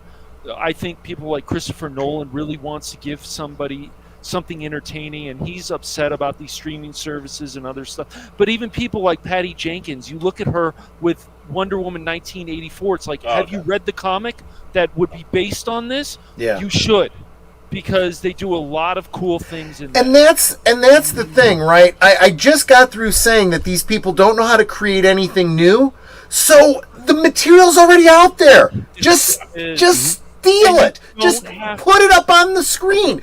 That's where Zack Snyder actually did well, when he took a comic book and just turned it into a movie. When he did The Watchmen, when he did The 300, he just treated these comic books like they were, the blocking, the storyboards, and just put it up on the screen, And here's another thing too. We could use some more happy stories again, especially all this junk that has happened. I don't care if somebody said that from Fox News or somewhere else. I like hearing that stuff. Yes, we need more happy stories in movies to make people have more hope. Well, to piggyback off of that, and you, Troy, on this, I think the greatest homage film that was done was 1980's Flash Gordon. Yeah, you're right. That is one of the greatest homage films. That was brilliant. It was. I never get tired watching that movie. My dad got mad at me because I kept on watching it over and over when it was on the cable networks. He goes, I know it's a good film, but why do you keep on... And that Queen soundtrack sure doesn't hurt. And Not at all. Exactly. But, that I think is the best example of an homage film out there. If someone wants to try to do one, watch Flash Gordon. Yeah. And Troy, I know you and Netter have to go, so if there's anything that you would both like to promote, please. Sure. Tomorrow night over on Netter's Network. Actually, I think he's in the chat, isn't he? Yes, the Padawanami. Yep. He will be my special guest on my Thursday Things. In fact, we're sorry for that. And we will be talking about the Padawanami challenge that I did on Pops that he actually started. And if you want to see me do the challenge, just go over to my channel. I do have it there for you guys to look at. And if anyone is interested in being a guest on my Thursday Things, my only requirements are that you have a channel. Yep. And you have some content on the channel so we can talk about that. Absolutely. So if you're interested, I'm on Twitter. It's Netter's Network altogether, no apostrophe with the S or anything, just Netter's Network. Send me a DM and let's get you set up. I'm right now looking for July 6th and beyond. And so if you're interested, shoot me a DM. There you go. So that's tomorrow night on Netter's Network, 9 Central, 10 Eastern. And then Friday on my channel, 9 Central, 10 Eastern, Last Call, where it's really going to be Age of Boomer and I talking about, well, we're probably going to be talking a lot about The Flash. Yeah, but we're going to do DC in general. And DC, kind of doing a little retrospective on the sunsetting of the Snyderverse and where it looks like it's going to be going. But it's not over yet, though. We still have Aquaman coming out. We'll be talking about that too. Great! You get to watch the turd float around. Yeah, exactly. It's like in Caddyshack when they throw it in the pool. There's Amber. And I will start the show with another drink and another song. So you wanna check that out tomorrow on my channel. And then on Saturday, back on my channel, we'll be doing Netter's Network Retro Cinema Presents, and we'll be watching Chitty Chitty Bang Bang. Oh, and underrated. Very nice. Yeah, and we will have a Cosme link, so you don't have to own this the DVD. You can just click on the link and you can watch along with us. Although if you don't own Chitty Chitty Bang Bang, why not? You absolutely should. It's a classic. That one is a classic. Can you believe Ian Fleming actually wrote that? Yeah. That is crazy to me. That still blows my mind. Oddly enough, I do not have that on DVD. I need to fix that. But I have a Corgi Chitty Chitty Bang Bang. There you go. Cool. I do have one. It's a little bit beat up, but I still got it. I mean, it got a lot of love. And we'll wrap it up on Sunday over on Age of Boomers channel. Me. Where we will be doing Geeky Geezers. I will get those notes together for you, Boomer. I promise. Well, we're not done yet. Yeah. The week's not done yet. Yeah, so we still have a lot to squeeze in there. Actually, I think most of the stuff that we've been bandying back and forth is stuff we'll be covering on Friday. Yeah, you can use any of those articles for Friday. We can do other stuff on Sunday. Yeah. I mean, we'll be pretty much talked out on the Flash by the end of Friday. But, there will be plenty of other geeky news to talk about on Sunday, bringing a different perspective to some of the topics you might see on other channels, or some topics you may not see anywhere else just because they struck our fancy. Mm-hmm. I think that's the important thing, too. I mean, why... the echo chamber can go in the same thing that everybody's talking about, the same item, even if they disagree with it. Yeah. The echo chamber even goes that way. There's more news, there's more stuff out there. We should be going in the way, in my opinion, just like they did with Star Wars. Be the voice, the people out there that are talking about it. Yep. Saying, hey, have you seen this? Have you seen that? And it's important to try to get those that don't get the press, whether it's good or bad, out there. Yep. We got to be the new Starlog. We got to be Starlog on YouTube. But I wish we could convince people like Master Paul that Predator isn't a boring movie. It is not a boring movie. I don't know where he got that from. You know what? And for that one, I got to say, do this. Master Paul can fluff my pillows Navy style any day. Wow. Master Paul can fluff my pillows Navy style any day. There we go. That's for Master Paul. All because Phil would look at Paul's pillows on his bed and say, why aren't those fluffed up to Navy standards? That's how that began. Yep. That's what goes on. Where is your other hand? Between two pillows. Those aren't pillows! I love that movie. John Candy, I miss him. I know. Gosh, he was great. Planes, Trains, and Automobiles. Yeah. He was even had a good role in Rookie of the Year. Just at Home Alone, of course, he had a good role. Yeah. I think he worked best when he was with somebody. I didn't know he was a chain smoker, though. As you said, he was a chain smoker. Yeah. I did not know that. And of course, he was overweight too. And yep.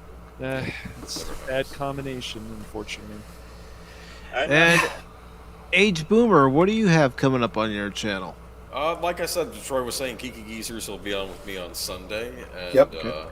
Nothing else at the moment, but keep an eye out. You never know. Maybe I'll do some other things on there sometimes. I remember one time when Troy couldn't make it, I did the Geek Gulag, which was a one-time, which was more about just stupid geek news than it was about like the general news. So maybe I'll do that again, or maybe not stupid geek news, odd geek news. I'll put it to that. Yeah. That's kind of like when Cash and I take over the stream when Mike's not around. Oh, the mutiny, man, the mutiny. Yeah, PACIFIC414 Pop Talk. Man. Pirate talk. He's not here as pirate talk. Arr. That's right. All right. Well, I guess I'm going to have to beg Netter to be on her show. Can I be on your show? Absolutely. Send her a DM. And you just said it, Baron. What are you talking I know. I'm having fun, okay? How dare you, Baron? You go sit with Mouse and think about what you just said. Well, Mouse just walked away. He was fed up with me. He just walked away. That's it. I'm out of here. Wow. Alrighty then. Well, it's been a show, folks. Yeah, that's one way to end it, but On a serious note, Troy, Netter, Boomer, thank you for coming on to the show today. This was a blast. Yeah, it was a lot of really fun. appreciate it. Thanks for having us. Yeah, no, thanks for having great. us. I'd love As to my, do this again. my little text says, happy to be here. Yep, happy to be here. Yeah. Oh, I thought we're that's what it happy says to have you underneath my guys. name. I see that. Yeah. Yep. We need to And- go back on again. We need, and then what we need to do is cattle prod Age Boomer to talk a little bit more. That's Why a good. try, but Troy, he... Well, yeah, I was gonna say, what you gotta do is you gotta rein me in. Well, we know how to mute you. We can. Yeah, that's what you gotta do. You gotta mute me. Whoop. But see, then we mute you- better. What you have to remember about Boomer is that he works on a library, so he's always quiet. Yeah, he's always gotta be quiet, right? Okay, well, that makes sense. Yeah. I know exactly what. Which means you should really start an ASMR stream, Boomer, you know? Well, you're quiet until you have to do the closing announcement, then you have to be loud. Yeah, well, there you go. Get it? But yeah, I'd be happy to have any of you guys as a guest on my channel. Absolutely. Awesome. Absolutely. Wonderful. Yeah, I'd love to. Yeah, just shoot me a DM. We'll set up Okay. dates. Yeah. Okay. Let me Cool. find where my phone is. I can do And that. Are we I hope before we're we leave, Cash, what do you have coming up on the Phantom Hooligans? Well, since I decided to, you'll be shocked, Mike. I actually linked this channel. I know it's shocking to the Phantom Hooligans. I know you always say that I don't do that stuff, but I actually did it this time. I'm sure that shocks you, Mike. But I have Bolt Gun coming up, and then on Saturday, as long as everything goes well, it'll be Baron, me, Mike, and somebody else, and we're going to be playing Broforce. And we got to take down Satan Man's his final form. We're on the final stage. Final Final stage. boss. Effing Satan Man. Yeah, okay. And I'm going to be helping out. This will be my first time really Yeah. playing this game. Yeah, I so, played a little bit on easy mode so I can understand how the game's played. But Right. I'll admit that. But I'm ready to go full hardcore. And then I think I might start doing some car videos, Mike. I think you and a few other people have inspired me to start doing that with the phone. So, yeah, talk Cool. about stuff, some movies, different things. Yeah. Okay. And Oh, so now, Cash, you're going to have to let me know what Hmm. your favorite movie is. And if it's one that I own, wherever it falls in the alphabet, you can be a guest host for my Or the Saturday rewatch, rewatch. yeah, that'd be great. Well, the what's that film where the old Citizen Kane is my all-time favorite movie. Wow, good one. Yeah. great Do we film. have that one? We should, but I don't think we do.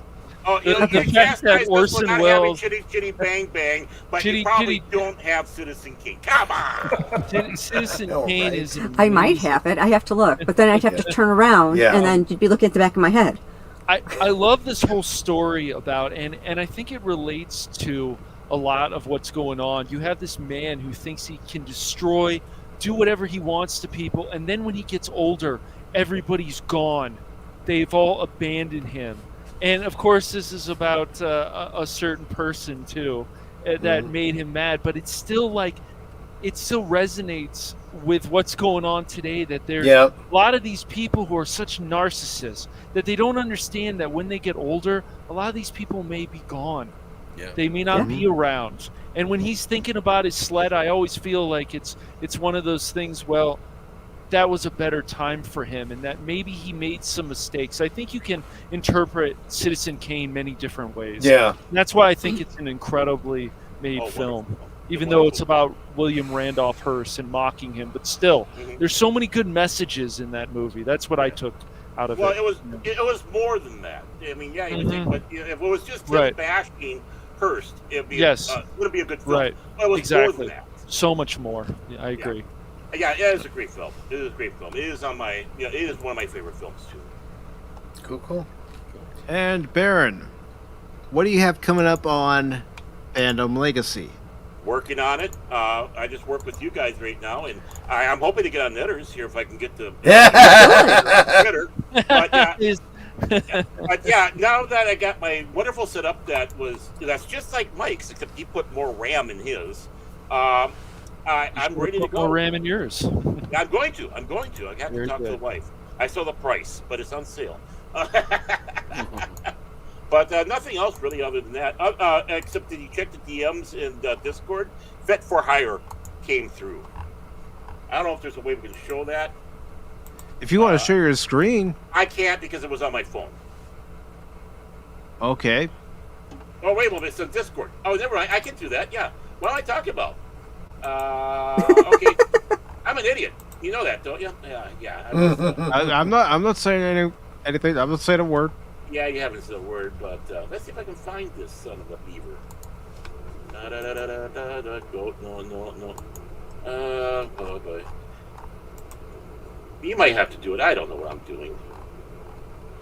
Okay, let me put Discord on. You do that. You know how I am. I like to have Discord off during the show. Oh, yeah. Well, you should keep it on because you never know what's going on. All right, I'm putting Fit this in for another hire. window. The wonderful and I'm Fit going to for go hire. ahead and share it real quick. And I want you guys doing it because I know you'll love it, Troy. I know you'll love it, Netter, and I'm sure you'll love it, H Boomer. Right. Oh, it's brutal. No, Man, right? Weekend at Bernie's and Indiana Jones: Last Crusade came out the same summer. Yeah, That's right. You're absolutely right. And both good films. Yep. Wow. Weekend at Indies. Great. There you go. wow. I love Fred Fryer. He's a great guy. Yep. All right, and I'm going to go ahead and put the Phantom Hooligans link in there before I start shilling for myself. And Oh, you can put their link in there? Oh, come on. yes, The I'm Hooligans, putting huh? I'm putting the Phantom Hooligans in there. The It's Hooligans, Baron. Hooligans. Yeah, no, hooligans, Baron. I'm still waiting for you to get your stream up, man. Yep. Still waiting for you to come back, Baron. I gotta. Have you seen how the orcas are attacking out there? I gotta keep on Lord Grit's side, okay? The orcas are The orcas are out there. nasty orcas, man. Yep. I think the And- orcas did that stuff. Troy, I also put your Rumble link in there too if anybody wishes Oh, to yeah. follow you on Rumble. Sure. Absolutely. I don't have a lot. There's just a couple of videos up there that are exclusive, because, reasons. But otherwise, everything gets backed up to Rumble. So everything that's over here is over there. Well, we need more competition with YouTube and Twitch. So if Yep. Rumble's the one, it'll be good. Rumble's getting there, yeah. You've seen a lot of the bigger names starting to go over there. So Yeah, I have stuff on there too. I've been trying to keep part and parcel with the YouTube channel, putting everything on Rumble. Yep. I know I've got a Rumble channel. I just don't remember log in or anything. And yet you have it automatically backing up. And I know Right, because Anonymous, I see it there. I get rumbles, but that's usually after chili night. Yeah, I'm with you there, buddy. Yeah. Mm-hmm. Chilly night. But as far as Pacific 414 is concerned, I will be playing Jedi Survivor once again tomorrow night at 6 p.m. Eastern. He's gonna die. Well, probably. And then Friday and Saturday, there won't be anything on the channel. Now, as you heard, Saturday night, and it's still going to be at 9 p.m. my time, 6 p.m. your time, right, Cash? Yeah, that's for the Bro Force. We can do that. Does that work for you, Baron? What time? 6 o'clock? You said your time? 6 my time. 8 o'clock 9. my time? Yeah, I can do it. Something 8 like o'clock my that. time. Yeah, or you want to do it earlier? Well, no, that's fine with me. That's fine with me. Okay. Mike is one time zone even over, so I don't know what time his Betty Bye time is. When his teddy bear ad says, "Hey, come on, get to bed." But we'll be doing that over on the Phantom Hooligans, and then of course Hooligans. Sunday at 1 p.m. Eastern will be the Sunday edition of Pop Talk. And Baron and Cash have already been showing me articles to talk about, and I'm of course going to look through articles to talk about. We'll definitely have plenty to talk about from the articles we've all already found. So Actually, they're all Tune in his. for I haven't that. had a chance yet because he's trying to get a good grade in school. He's the teacher's pet. He's putting the apple on your freaking desk. Well, we can also talk about the Nintendo Direct just happened recently too. yeah, that just happened today, and Yep. Mhm. so we'll definitely have topics to talk about. I'll probably have that all prepped between Friday and Saturday, But that's what's coming up on the channel. He says that all the time, folks, but you know how the show goes. Do I have to kick you out for a third time? What do you mean third time? Oh, yeah, I guess it would be. Well, the show is coming to the end, so we're all going to be. Oh, I like Paul McCracken's, though. I like Paul McCracken's. The Phantom Fooligans. Yeah, I don't think so, Philly boy. But I do want to thank everybody who was here. Yep. And I'm going to go through the list of names real quick. I want to thank Crit from Everest Productions for being here. I also want to thank Rocco the Brave. And, of course, our infamous troll, the best troll on YouTube, Phil McCracken. Is he the best, though? He is, actually. He really is. About the only one that's better than him is Cynthia Dildo. That's over on 24/7. Yeah. I also want to thank Strike 721. Yep, he's from my side of the thing. Angry the Canadian. Angriest of all Canadians. Angry Canadian. I thought they were all happy people up there. Except for Angry Canadian. Yeah, shiny, happy people. Keely Chow, Roll Tide, Keely Chow. And you're going to have to help me out with this one, Cash. For Lennis? Yeah, for Lennis. Yep. Or just for, whatever you want to call him. And, of course, Tim's Talk was here as well. Still looking for Spock. He hasn't found him, but maybe one of these days.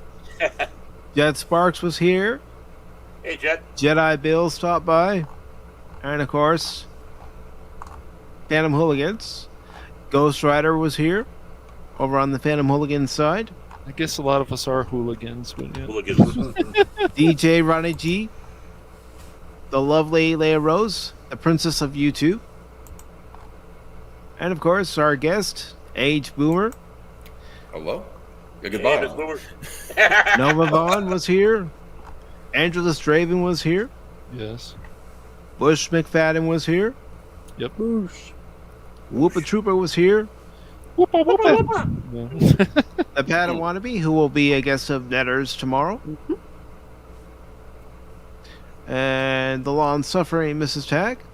And she is. And thank you again, Netter, for joining us tonight. Oh, happy to be here. Jason Fox of 540 Studios. And Troy, thank you very much for being here as well. Thanks really for appreciate having me. it. Absolutely. And with that being said, all I have to say is this as we roll out of here. Autobots, transform and roll out.